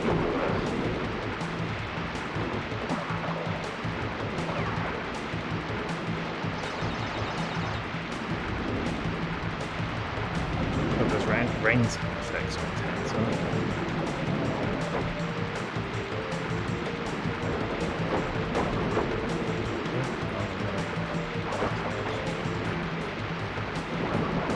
I did fall off that time. Oh, I've lost my pop filter.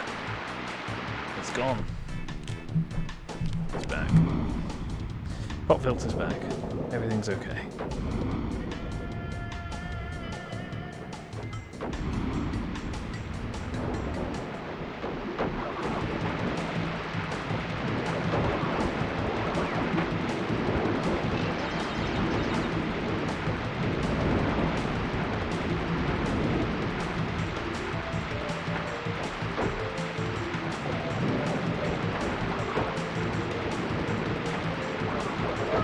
Oh, I spun too early.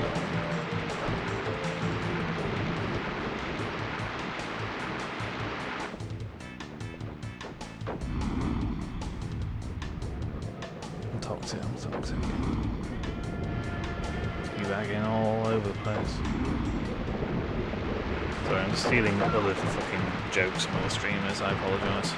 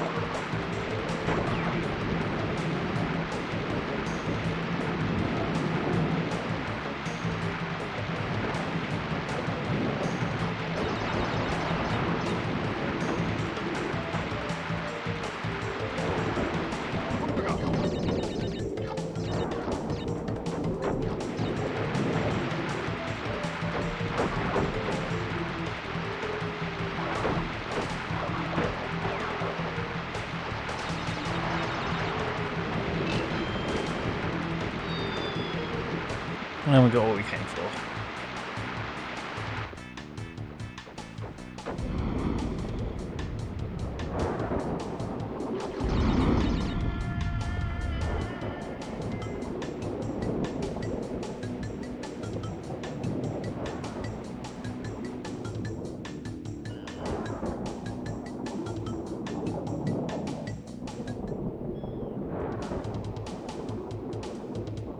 So this opening section, you can just mess up because the way that your jump height works. Oh, somehow managed to fall off the back. How did it manage to do that? The way your jump height works is a high jump, so the crouch jump, only gives you enough height to jump up 3 stacked boxes. So, if you destroy the stack of 3, before you've destroyed all the stacks of 4s, you then can't get enough height to get back up here. Except that a glitch high jump gives you enough height to jump up 4 boxes. So actually, you do ever get 10 floors.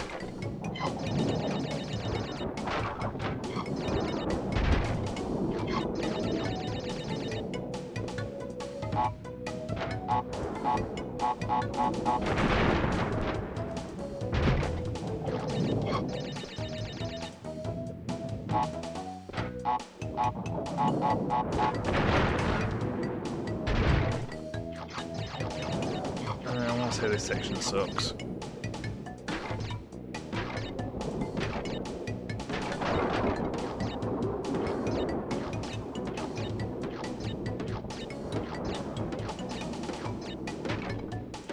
Not the worst. Oh, never mind, I'm dead because I didn't press right enough.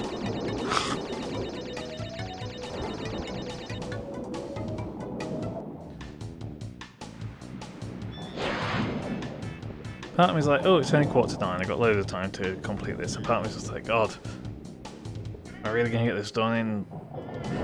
like, I kind of want to be done streaming before 10, so...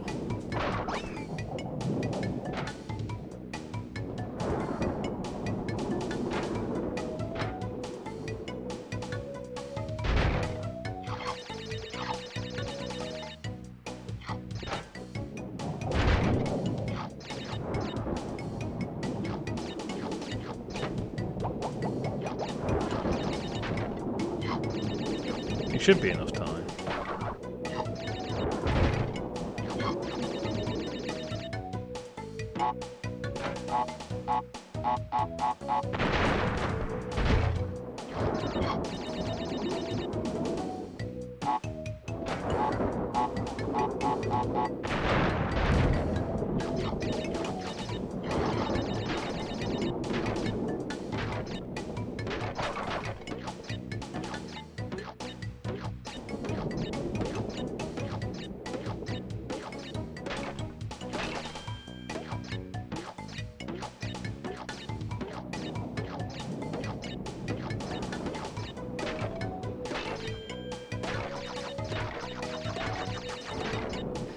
Good example there of what I was saying about how boxes that contain lives still contain lives if you fail the bonus stage and have to redo it, which is not true in Insane Trilogy.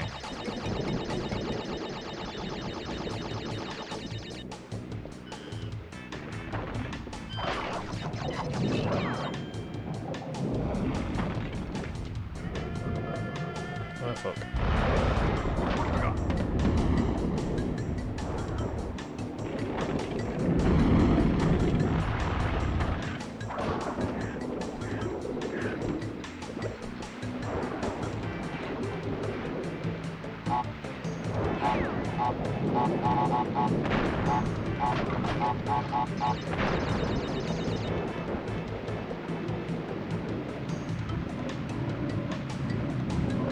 These are probably the most awkward platforms in the game just because the perspective gets weird. Overall, the jumps themselves aren't too hard, it's just you've got to jump in and out of the foreground to make it.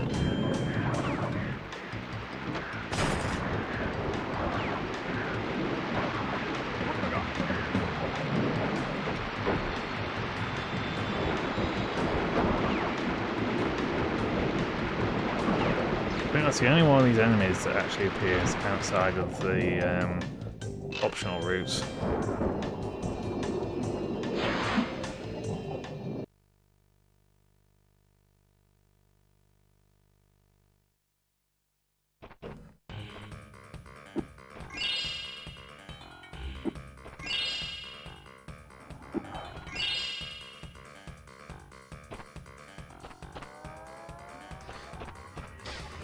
Right, and then Behaving, which contains our last coloured gem.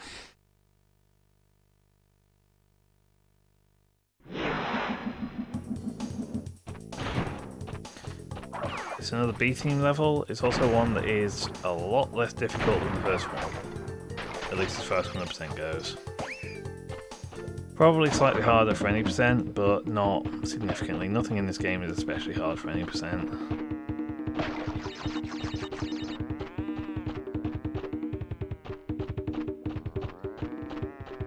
Might as well pop these while I'm invincible.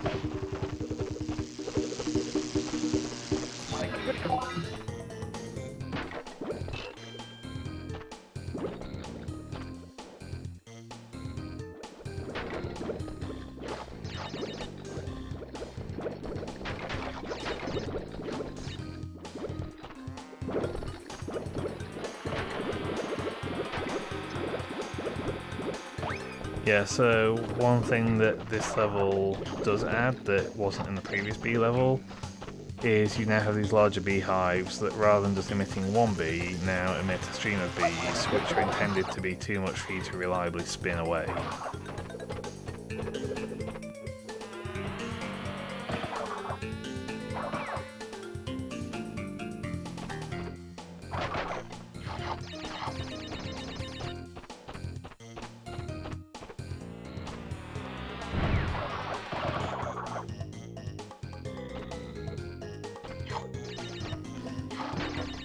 Another one to add to the pile of shit the game doesn't tell you about, or at least this one is kind of obvious. These nitro boxes are conspicuously static.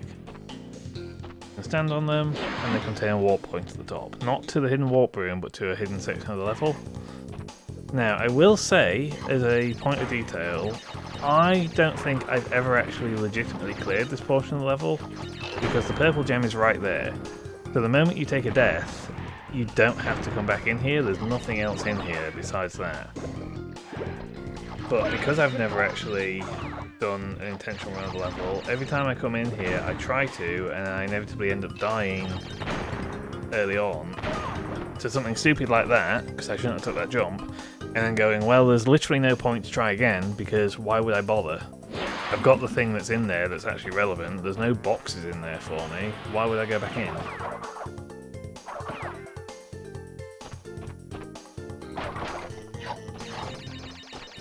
So we won't be going back in there because we've already got the purple gem, that's the important thing. It is weird that they put the purple gem that early on in that part of the level and then made that part of the level so much longer when there's literally no incentive to see any of it.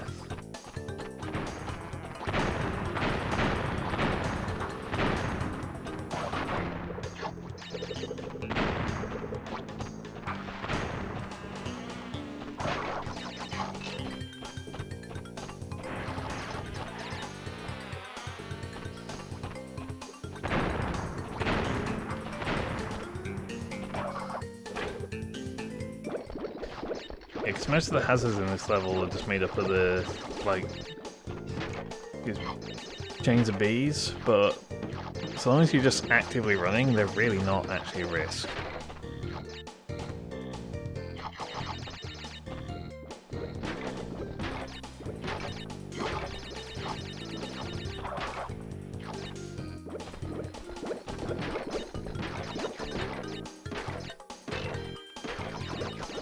Yeah, so one thing that always bothered me about Insane Trilogy was there were so many times I got killed by nitro crates randomly bouncing to like a really high height and killing me when I was trying to jump over them, because they just bounce at random. And I knew they always did have that kind of jiggle to them, but I never recalled them being quite that lethal in the PS1 days. and I could not for the life of me work out what the difference was. Having now finally replayed the PS1 version since Insane Trilogy came out, I'm suddenly aware that the problem is that the oh, there we go. The problem is that they don't actually bounce anywhere near as high in the PS1 version. They go really fucking high in the Insane Trilogy.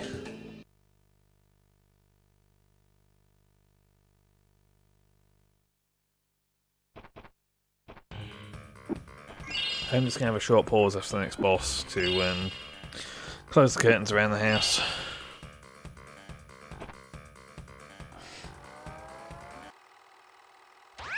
Crash, I have discovered that the opposition is being masterminded by Dr. Nictrus Brio, the inventor of the Evolvo Ray. Brio was responsible for our misunderstandings in the past. He forced me to assist him in his plot for world domination, and he's at it again. He will attempt to stand in our way. Be on your guard, Crash. Use the platform to deliver the crystals to Engine.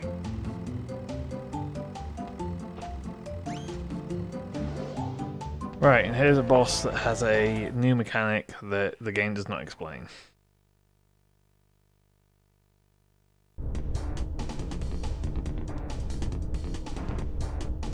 Like Dr. Cortex said, these are 20 crystals you have collected to me.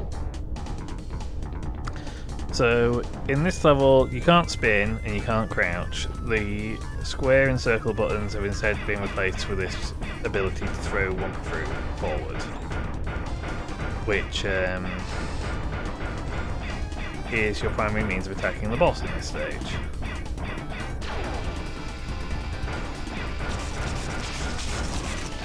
So Engine has this big mech thing, and he will attack you with different parts of it in turn, and your goal is to throw enough fruits at it to break each part off. So that first phase is the laser phase. Now we've got the arm turrets.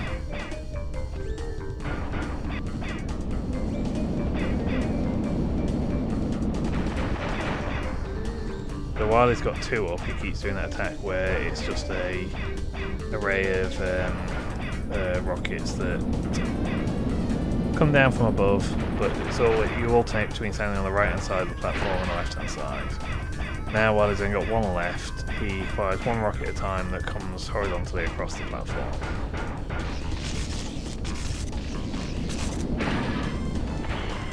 And now the final phase is he comes up and he tries to laser the platform out from underneath you. He does this in a fixed pattern. I've clearly picked the wrong side to start on. You can't run out of platforms. By the time he comes to the next one, that's respawned. If you're really quick, you can just completely take him out the first time he shows up. But I'm just going to play it safe. There we go. Master Cortex will be very displeased with your resistance. Prepare to suffer his wrath! That line of dialogue is completely missing from Insane Trilogy. I don't know why. As I say, there's two things that I know of that are missing in Insane Trilogy for Crash 2, and it's that one video call before you go fight Ripperoo, and it's that line of dialogue. What is your problem, Bandicoot? I will not ask you again to bring me the crystals. Obtain the remaining 5 crystals, Crash, and bring them to me. Right, just going to quickly go around the house and shut those curtains, and then we'll get Warp Room 5 finished. See off the final boss fight, and then we will go back and get that last gem out of Cold Hard Crash.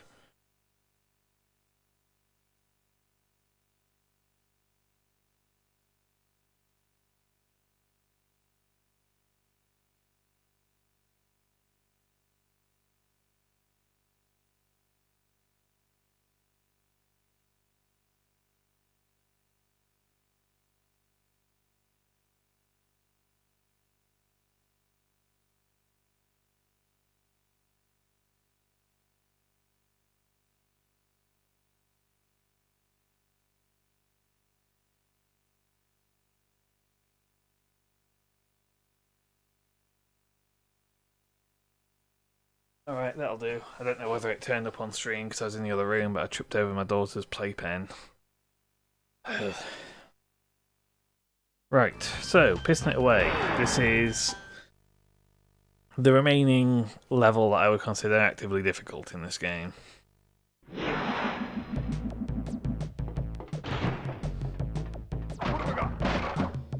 So first of all, it's another one with a death route. So we have to reach the death route platform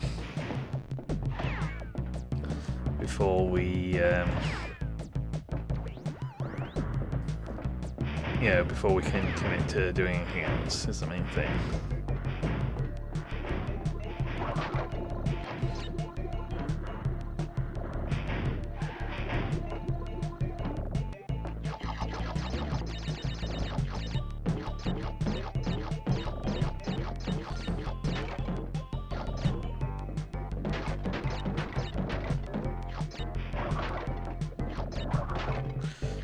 And at this point, insofar as this game has a plot, being, you know, a kid's video game from the 90s, this is where the plot gets a little bit weird in that we've been tasked with collecting the crystals for Cortex. And at this point, we're collecting the crystals out of Cortex's own installations, I guess. Which you can arguably justify by the fact that we were the last boss fight, rather than being someone trying to stop us from collecting the crystals at all, was Engine who was saying, "No, give me the crystals, I'll take them to Cortex." So arguably they were going to deal with these 5 themselves, and it's just because I beat Engine, they said, "Fine, you just fucking get them." Again, not putting too much fucking relevance into the plot of a 90s kids platformer, but, you know.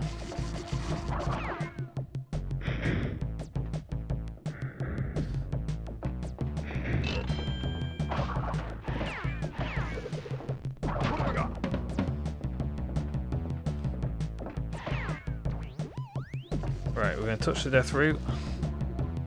I don't think we can ride it back down, so I think we have to take a death here. You can't ride it back down.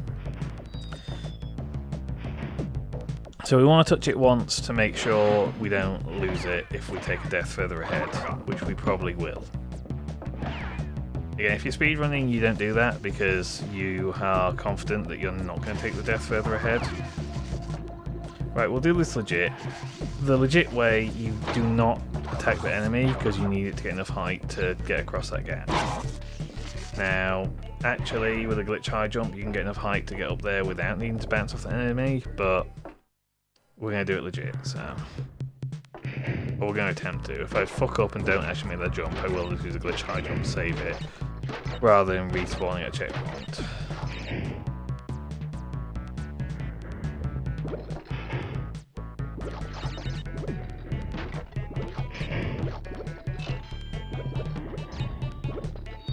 Oh, fucking hell.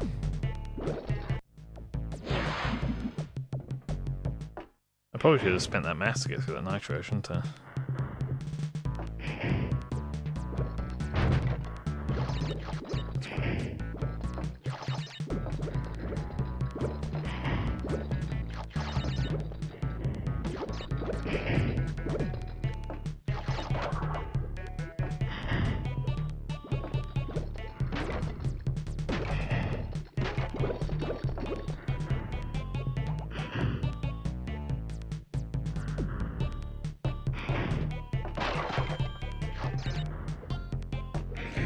So, in the Naughty Dog developed Crash games, there aren't many bonus stages that require you to backtrack like that. There were a few, but not many.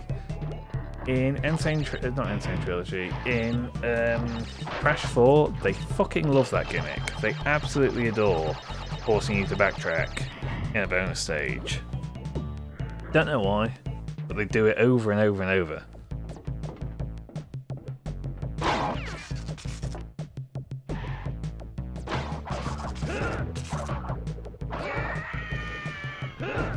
Right, and now the next thing is remembering how far ahead we actually need to go to get all the boxes on this section of the level. So I always end up going farther than I need to.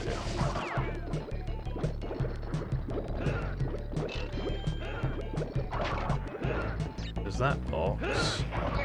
And I have had a previous run through of this level on Insane Trilogy. Okay, that's the only box I need. I have had a previous run through of Insane Trilogy actually turn that box into a fucking checkpoint. Thinking that I've wanted to get to the end of the level, which is right there. But actually no, I want to backtrack to the death route now. So putting a checkpoint there is, if anything, making it harder because I now have to backtrack further every time. I guess it saves me the forward path, but you know.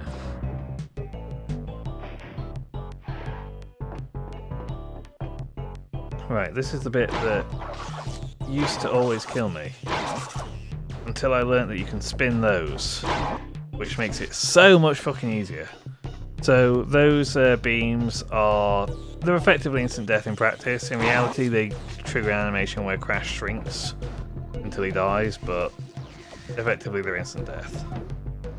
Right, that's the legit way of getting out of that hole. As I say, you can do a glitch high jump to get enough height to get out of there, but that's the way you intended to do it. And yet again, we're now in a state where we need to get far enough along this to get another checkpoint.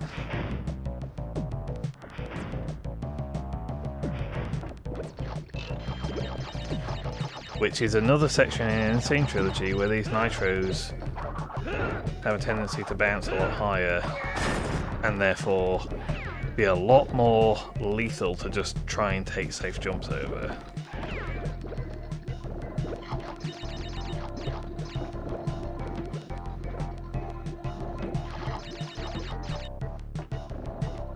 And checkpoint. Okay, we're through the worst of it. This is actually going surprisingly well. For all the talk I gave of this is one of the hardest levels in the game. Did that input not go through properly? For all the talk I've given of this level being one of the hardest levels in the game, I've kind of proven myself wrong so far. What? Okay. I think what I'm doing, so what I'm trying to do is slide into the enemy and go straight into a spin, because the moment I land on that arrow pointing left, it's going to fire the shrink ray at me. So I've either got to spin to attack the shrink ray, or I've got to jump to go over it.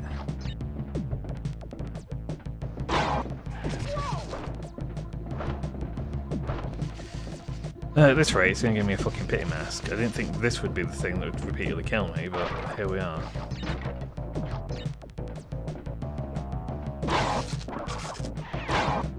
And now I'm shrinking.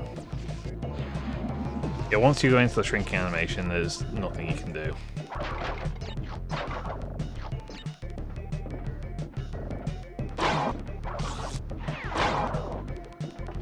That was what I wanted to do.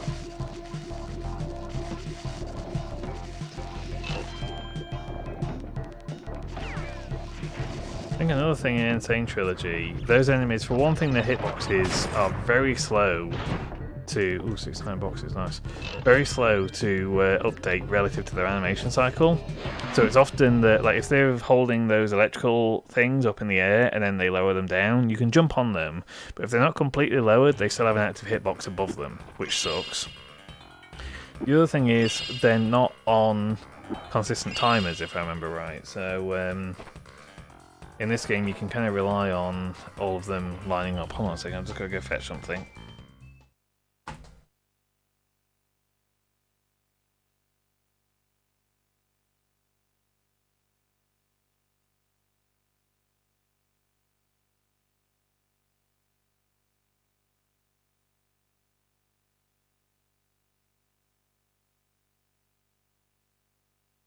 Sorry about that, I was preparing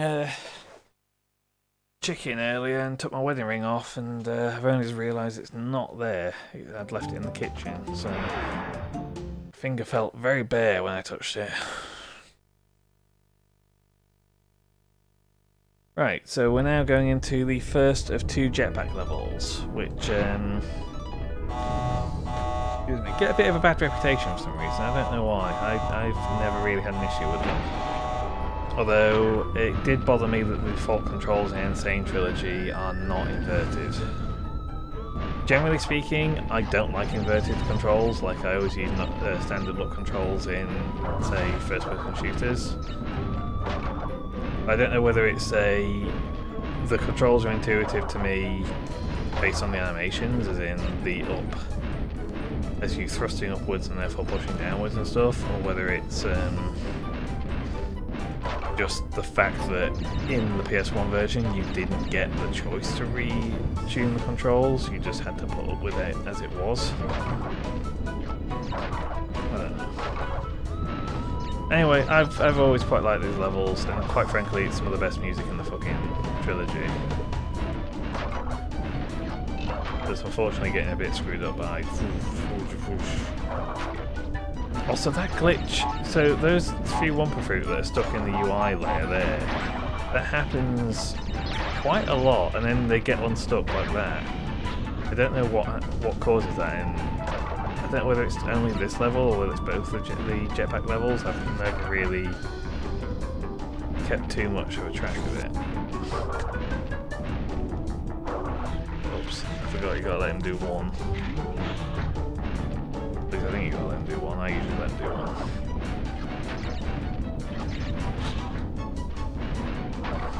Yeah, so for anyone keeping score, controls are left and right take you left and right as you'd expect. Up takes you up. Up pushes you down, down pushes you up. So that's where the inversion is that I was talking about. And then X pushes you forwards and circle pushes you back. And then you can spin as normal.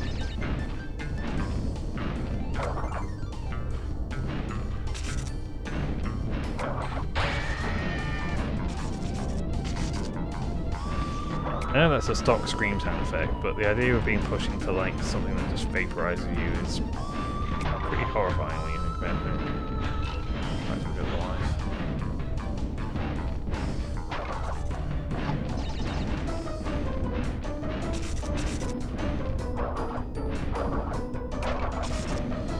Yeah, so long as you get on with the controls, this is kind of like the freebie level of both the jetpack levels are kind of like the freebie levels of the final warp room. As far as I'm concerned, neither of them are particularly challenging. They kind of just, here's a little something we throw in, have a bit of fun, do something a bit different, just to, as part of the process of closing out the game. These wires are probably the thing that I struggle with the most, because I don't know whether they're randomised or not, but they always feel random.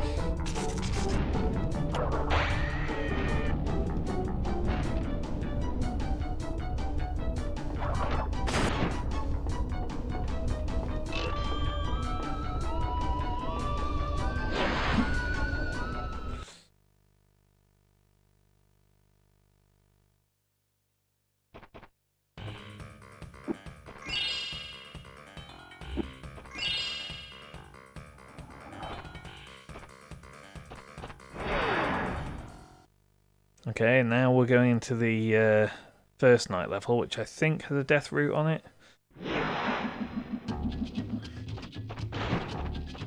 But if I recall correctly, you can properly choose this death route, because I think the only boxes on it are at the end, and so is the gem. So actually you can bypass it completely and just backtrack into it lightly. I think we'll still try and do it legit, just for my own peace of mind, because I'm not 100% on that, but as I say, it's been quite a while since... Well, it's definitely been quite a while since I played the PS1 version of this game. There's the entrance to the death route.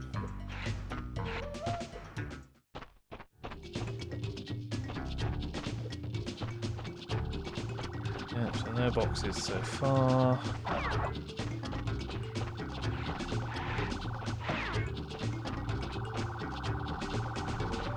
This probably is a suicidal run because... Oh, I died anyway. It's a suicidal run because even if I was willing to backtrack in either direction, the light situation would make it impossible unless I knew exactly the fucking level geometry.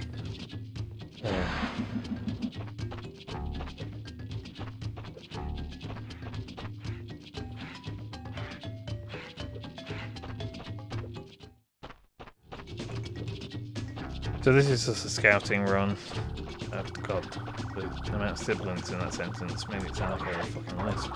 At least to my ears, I don't know, I sound differently on mic. I sound to myself, I think everyone sounds differently on mic than they sound to themselves. Oh great. Right, there's the gem.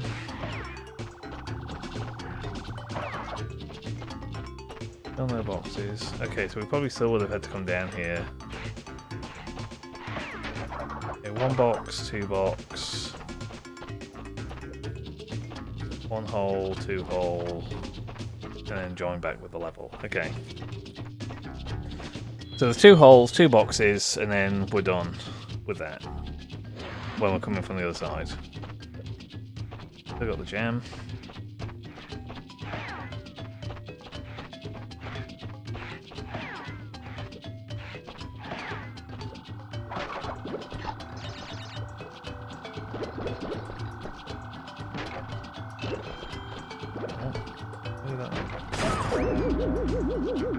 Whoa, that's a weird sound effect. I don't know what triggered that. Whoa, whoa, whoa, whoa.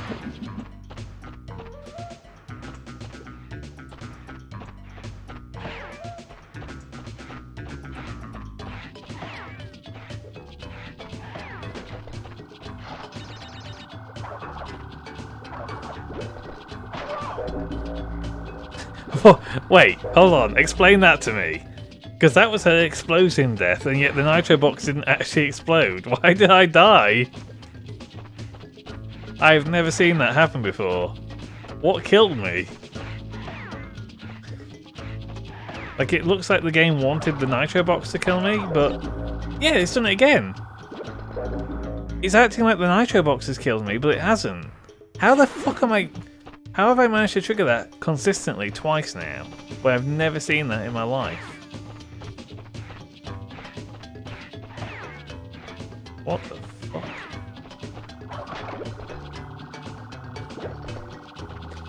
I'd rather just jump on this stack and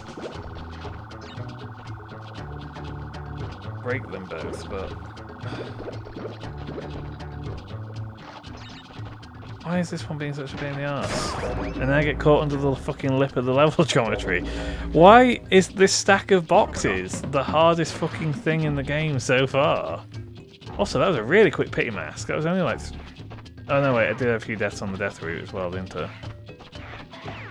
Still though, that felt quicker than... It didn't feel like I had as many deaths as I had trying to do Cold Hard Crash. Oh, and then I get it first fucking try the moment I got the pity mask.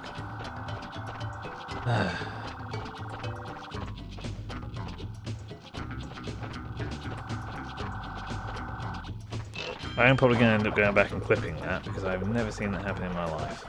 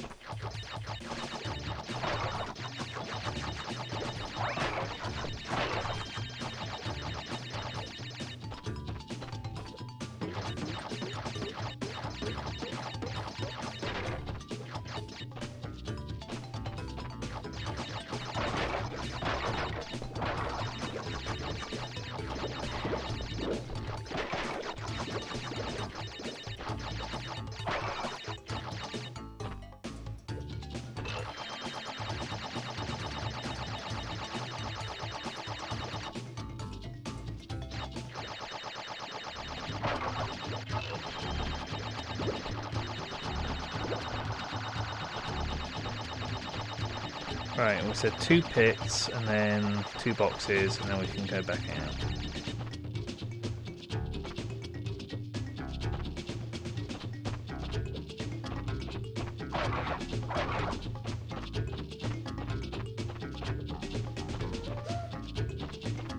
I was so lucky to fucking avoid the second pit there.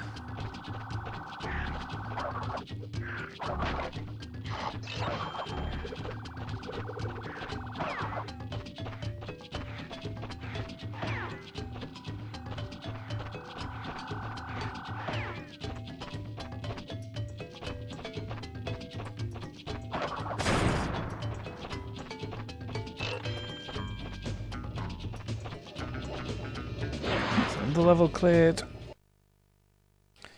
I forgot that the 5th warp room is actually... Like, as I said before, in my mind the worst level is Pissing It Away, and evidently I just had a good run at that today, because most of the time I really struggle with that.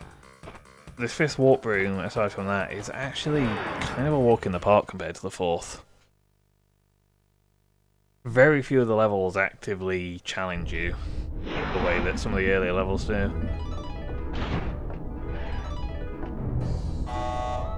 Okay, jetpack level number 2. I mean, I get why they saved this for the last warp room, both in terms of like the level's theming and also just having like a nice, relatively easy challenge to kind of round off the game, as I said. I think part of the reason why people are slightly against it is probably because both of the jetpack levels are in such close proximity to one another. So it does feel a bit...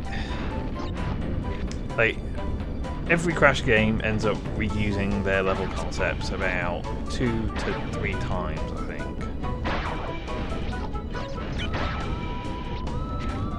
But this one in particular, because it's reused so close to the previous one, doesn't really sit that well. I say it reused the level concepts 2 to 3 times. Crash 1 had a few levels that were entirely unique, stuff like Generator Room and Cortex Power and the lab. Mostly the stuff on the 3rd island was just completely unique.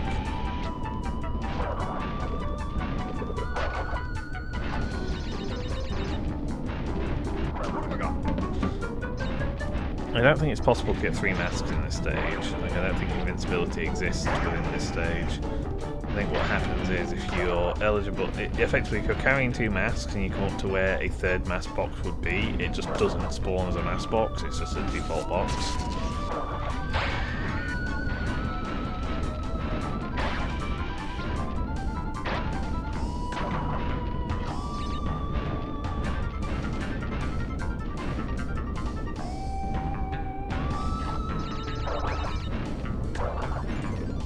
I have managed to miss the crystal in, I don't know whether it was this rocket stage or the earlier rocket stage before. Hopefully I've not already missed it. No, there it is. Alright.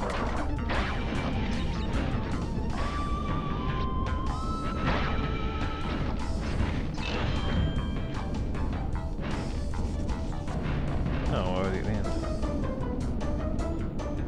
Hopefully I got everything. Yep, I did. 1 level to go. Well, 1 level and then revisit Cold Hard Crash after we fought the boss.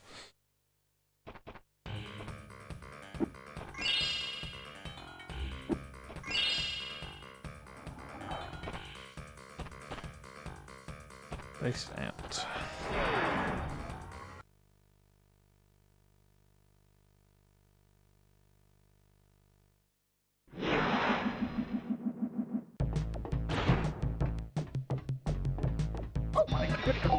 That's a good start. Get hit by the first hazard in the level. 1 second.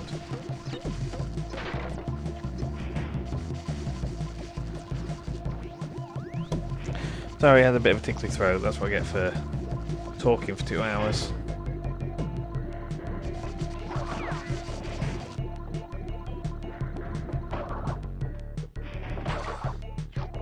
Right, well first thing, we're going to do the gem challenge. So this is a thing that's present in both Crash 2 and Crash 3. Well, I think it shows up in the later Crash games as well. If you have collected all the gems, coloured gems in the game, they have this challenge section which requires you to use all of them to get through, and is just intended to be like the hardest platforming challenge in the game at that point.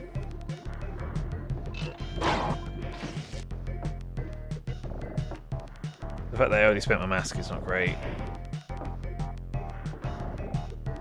I don't don't remember what we're dealing with further up.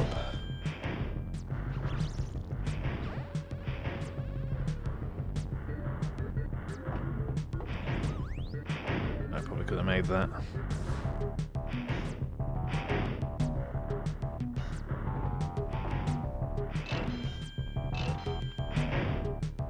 Okay, this section was quite easy. I don't remember whether all 5 sections are actually platform challenges in this game. Oh, fucker! Fuck. Okay. I overshot. So I was going to say, in Crash 3, the final section is just a free run to the gem, and I think there's a few life boxes there as well. Right, we're not fussed about the boxes if we know we're doing the gem challenge. I just didn't know whether there's any checkpoints to hit before then. But evidently not. And there's no boxes along the gem challenge, so what we'll be doing is we'll be doing this and then taking an intentional death until we collected the gem at the end.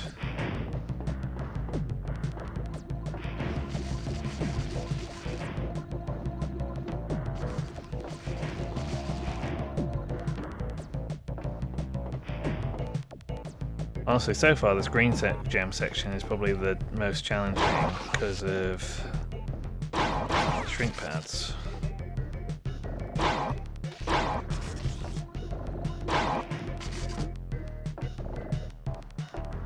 Not too bad though if you're careful and you know that you can spin them. Which again, I didn't know for years and it made things so much fucking harder.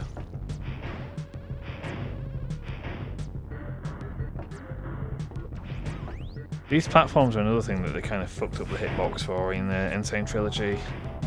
It's very easy to miss landing on the top and take a hit from the sides.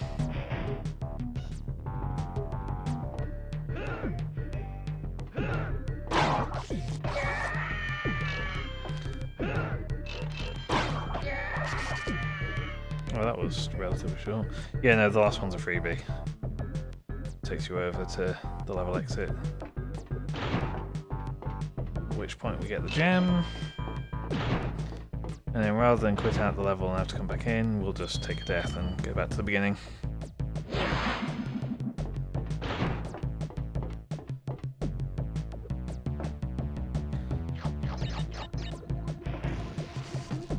Again, it's less relevant to do that in this stage because obviously we haven't hit any checkpoints yet. It just saves you a bit of time.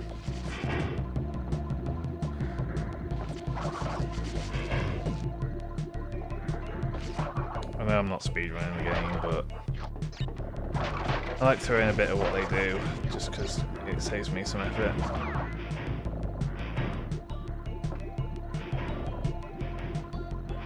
But they're lined up in a way that's fucking miserable. Oh, there's an extra life up there. Oh, well, we don't need it.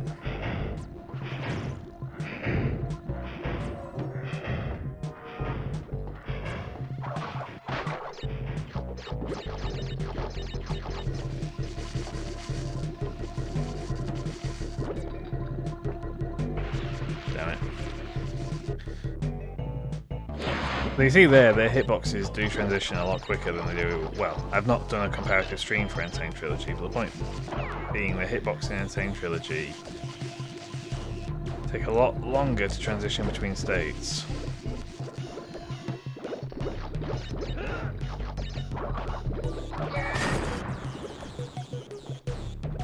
That jump is terrifying in Insane Trilogy. 2 Nitro Box in a row like that. That was my fault for not seeing the walker, by the way, but yeah, 2 Nitro Box in a row like that, when they can bounce as fucking high as they can, is an absolute nightmare.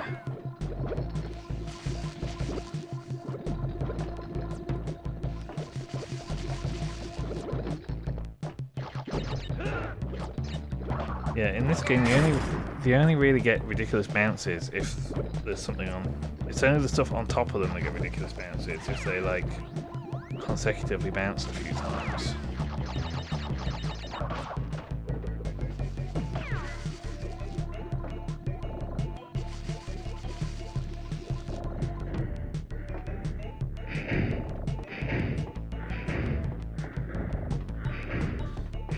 want to say I remember this bonus stage being a bit of a pig. I don't remember why I want to say that, but...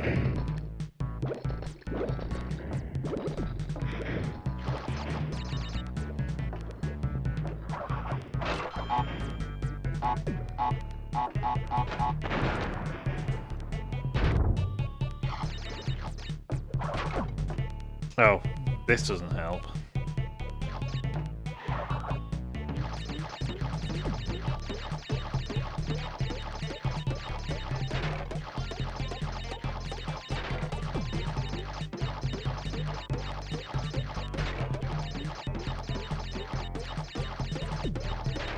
Okay, we've got through it. Anytime they put boxes in those arrangements over a pit, it terrifies the shit out of me, but whatever.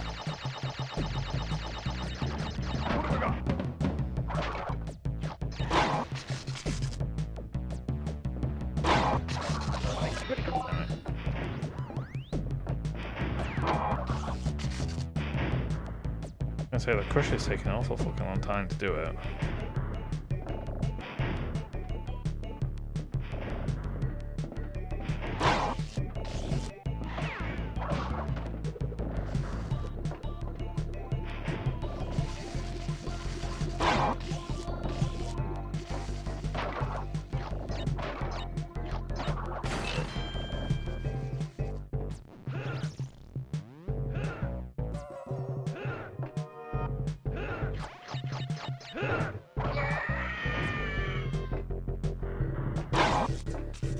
Oof, that scared the shit out of me.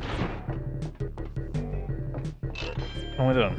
So the only gem we're missing should be Cold Hard Crash, and that's because I fucked it up on the previous run.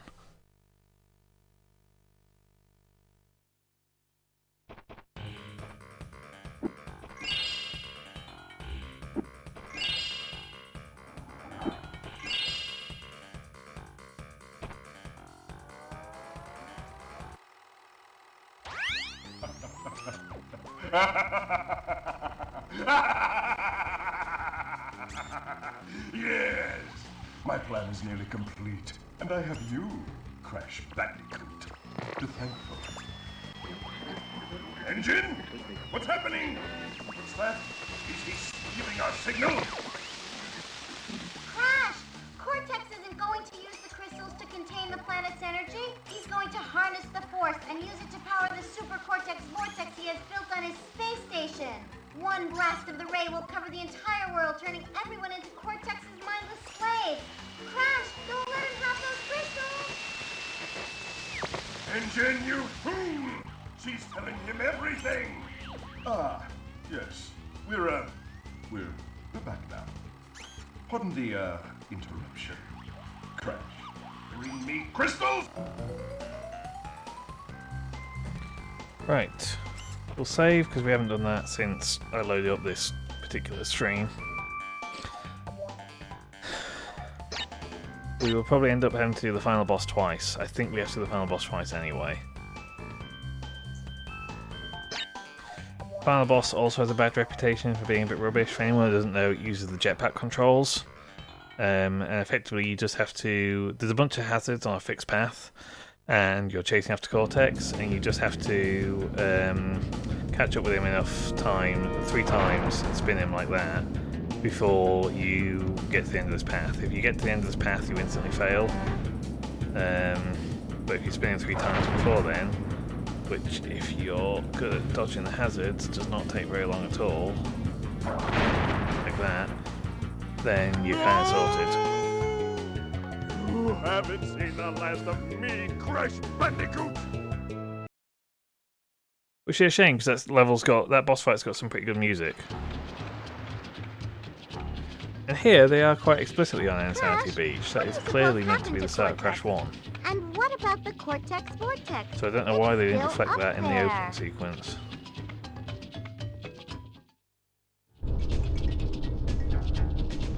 Yeah, but then they show you the space station, and then that's just the end of the game. At least for the 90% run. And Cortex clearly put a Naughty Dog logo on the fin.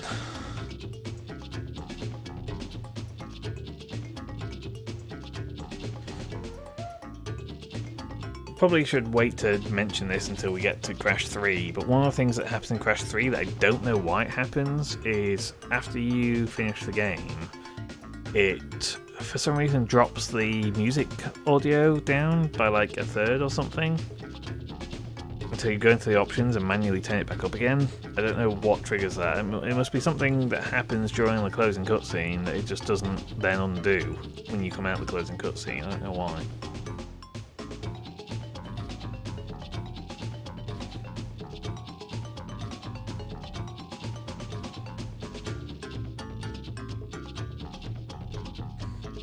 Yeah, I feel like I had a lot more to say about Crash 2 in the opening stream than I did the closing stream. A lot of the secrets are front-loaded, like by the time you get to the last warp room, everything kind of is just what it appears to be on its face. There's no real intrigue left in the game by that point.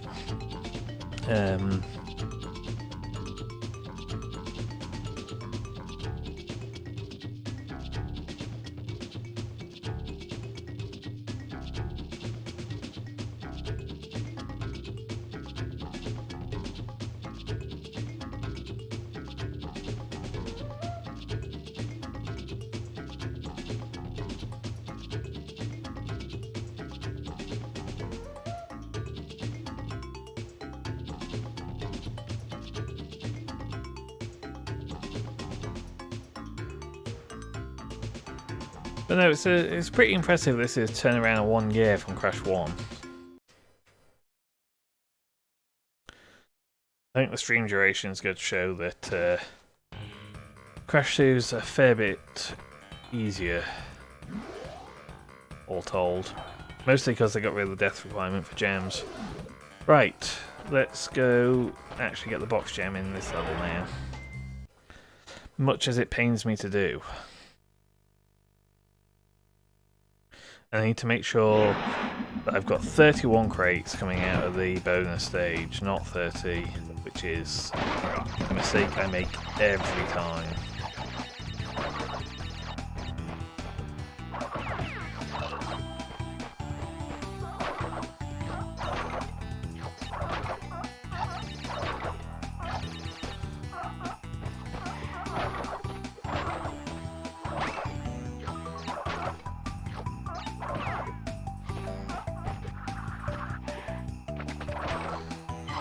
Yeah, the only shame about not getting all the gems before we fought the final boss is that so you get a cutscene with Embryo, which is the only other time in the game you see him besides when you first collect your first gem. So when you're a kid and it takes you fucking months to actually get all the gems in this game, you completely forget that's what you're doing it for.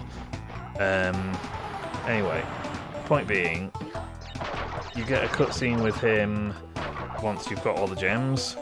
And if you get all the gems at the same time you get the last crystal and go straight into that boss, the last boss, that cutscene queues up behind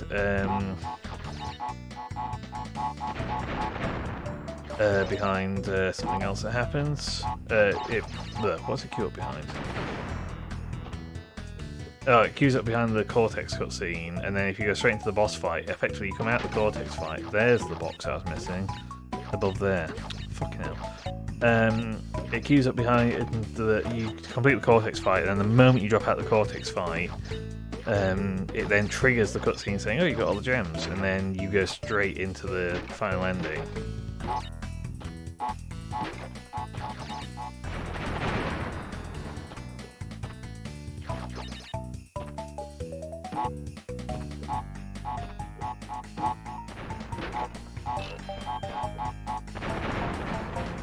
$31.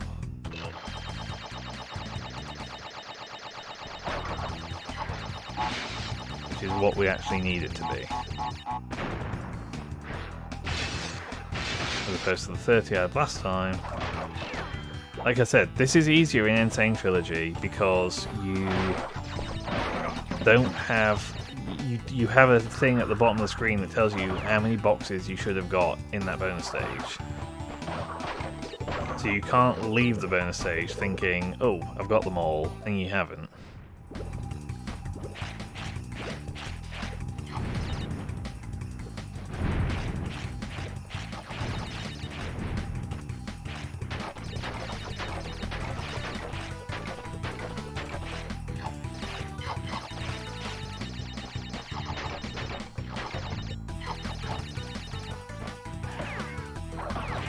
Now the question is this still going to be a mask?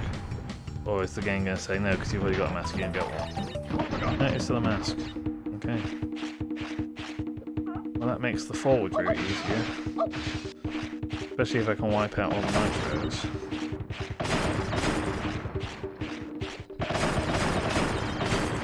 So let's be mindful that I need to stop here.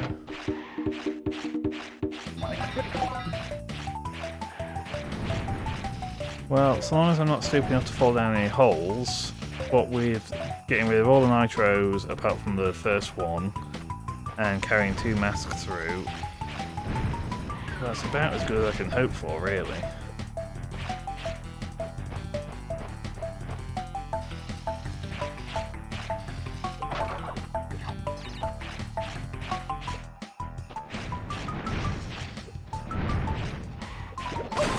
That's fine.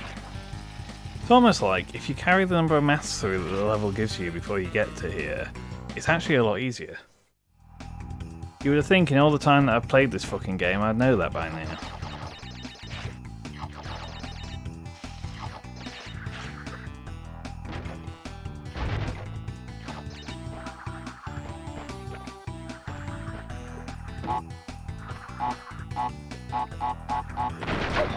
I want the count as a hit.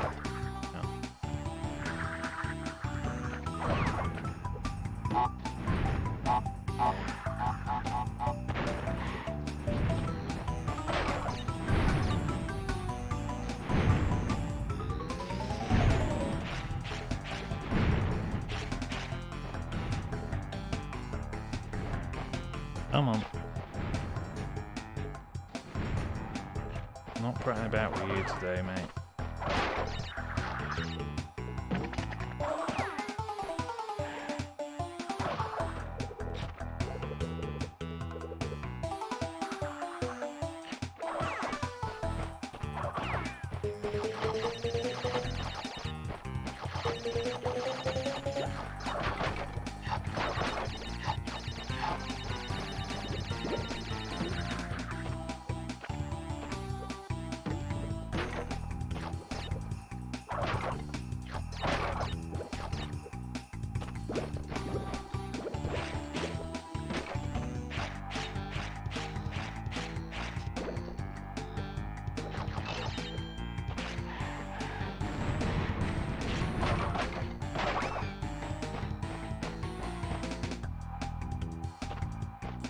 This has been the most painless rendition of Cold Hard Crash I've ever actually done.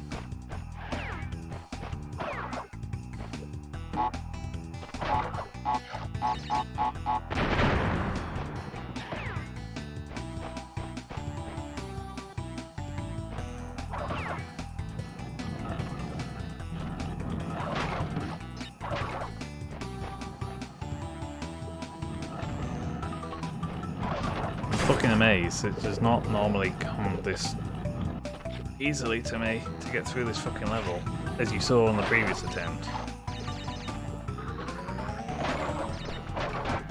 And that's 155, which is every box I needed. Unlike last time where I was missing the one on the bonus stage. And that's 100%.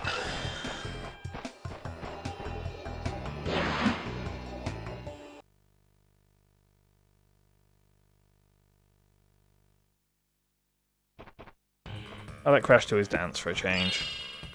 Given that we're at 100%, let him dance it out.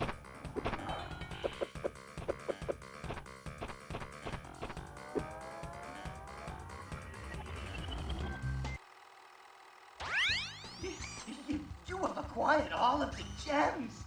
Incredible! Crystals are not the only means of harnessing planetary energy, right? The gems have that ability as well, and with them, I can destroy the Cortex Vortex forever! Let me warp you to my completed laser installation.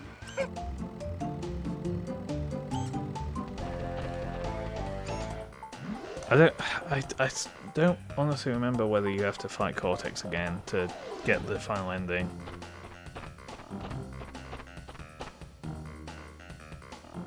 You don't in Insane Trilogy, but that's because the entrance to Cortex is where this save screen is, whereas the trigger for the final cutscene is up here. Whereas because this is both the trigger for the final cutscene and the entrance to Cortex.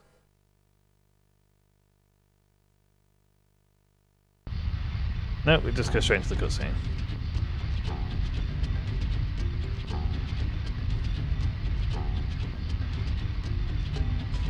And we're on top of Cortex Castle in the same place as the Hidden Warp Room, which again is not as clear in Insane Trilogy, if I remember right. We are ready, Crash. Would you like to do the honors?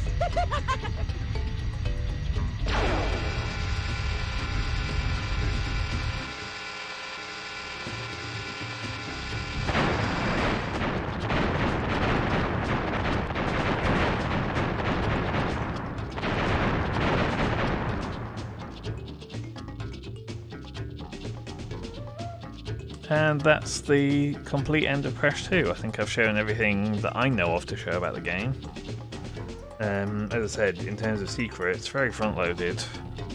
I need to take a clip of that fucking box that killed me, probably. As I've been doing with everything else, I'll get this highlighted along with the previous stream and throw that into a video collection.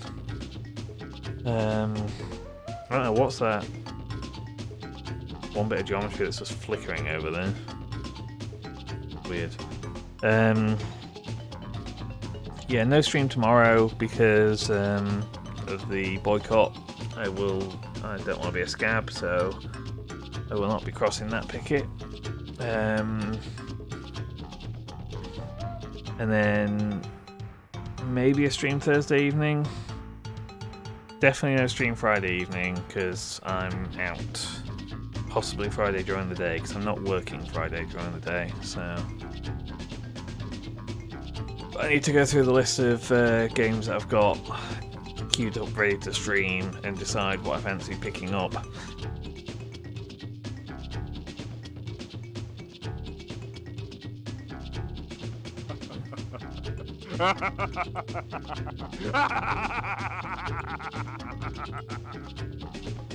I forgot that just happens in these credits.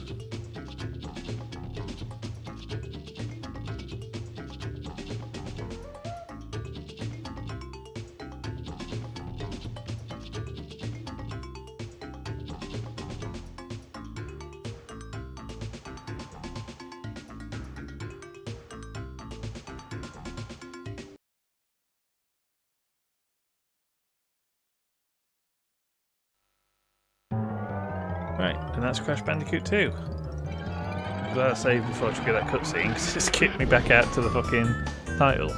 I saved that. Clearly I didn't have any save files on this before then, they must have got wiped at some point. This is one of those games that every time I play it to completion, and every time I come back to replay it, I just want to start a fresh save. I can't be bothered to just load. There's nothing to do loading a completed save. So it is a game that I am not precious about keeping the save files for because Crash Bandicoot 2. it's not so challenging that I can't just replay it, nor that I wouldn't want to just replay it. Anyway, that was 2 3/4 hours in the end, this stream. Not too bad. We'll call it a night there. Again, I'll probably be back Thursday evening or Friday during the day, depending on what happens, what I feel like. You know, I might get to the point where I'm actually I don't want to stream tonight. I just want to get drunk, which is pretty much what I'm doing on Friday night. So maybe that's not the best plan to do on any other night. So anyway. Oh, does this thing have the issue where the demos get desynced after a clear save? Doesn't look like it. Crash 1 did. In fact, that wasn't even after a clear save, that was just quitting out of a game session. The demo got desynced. I don't know what caused that.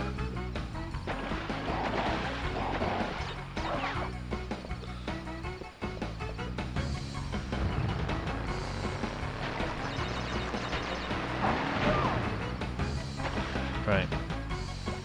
We'll call it a day.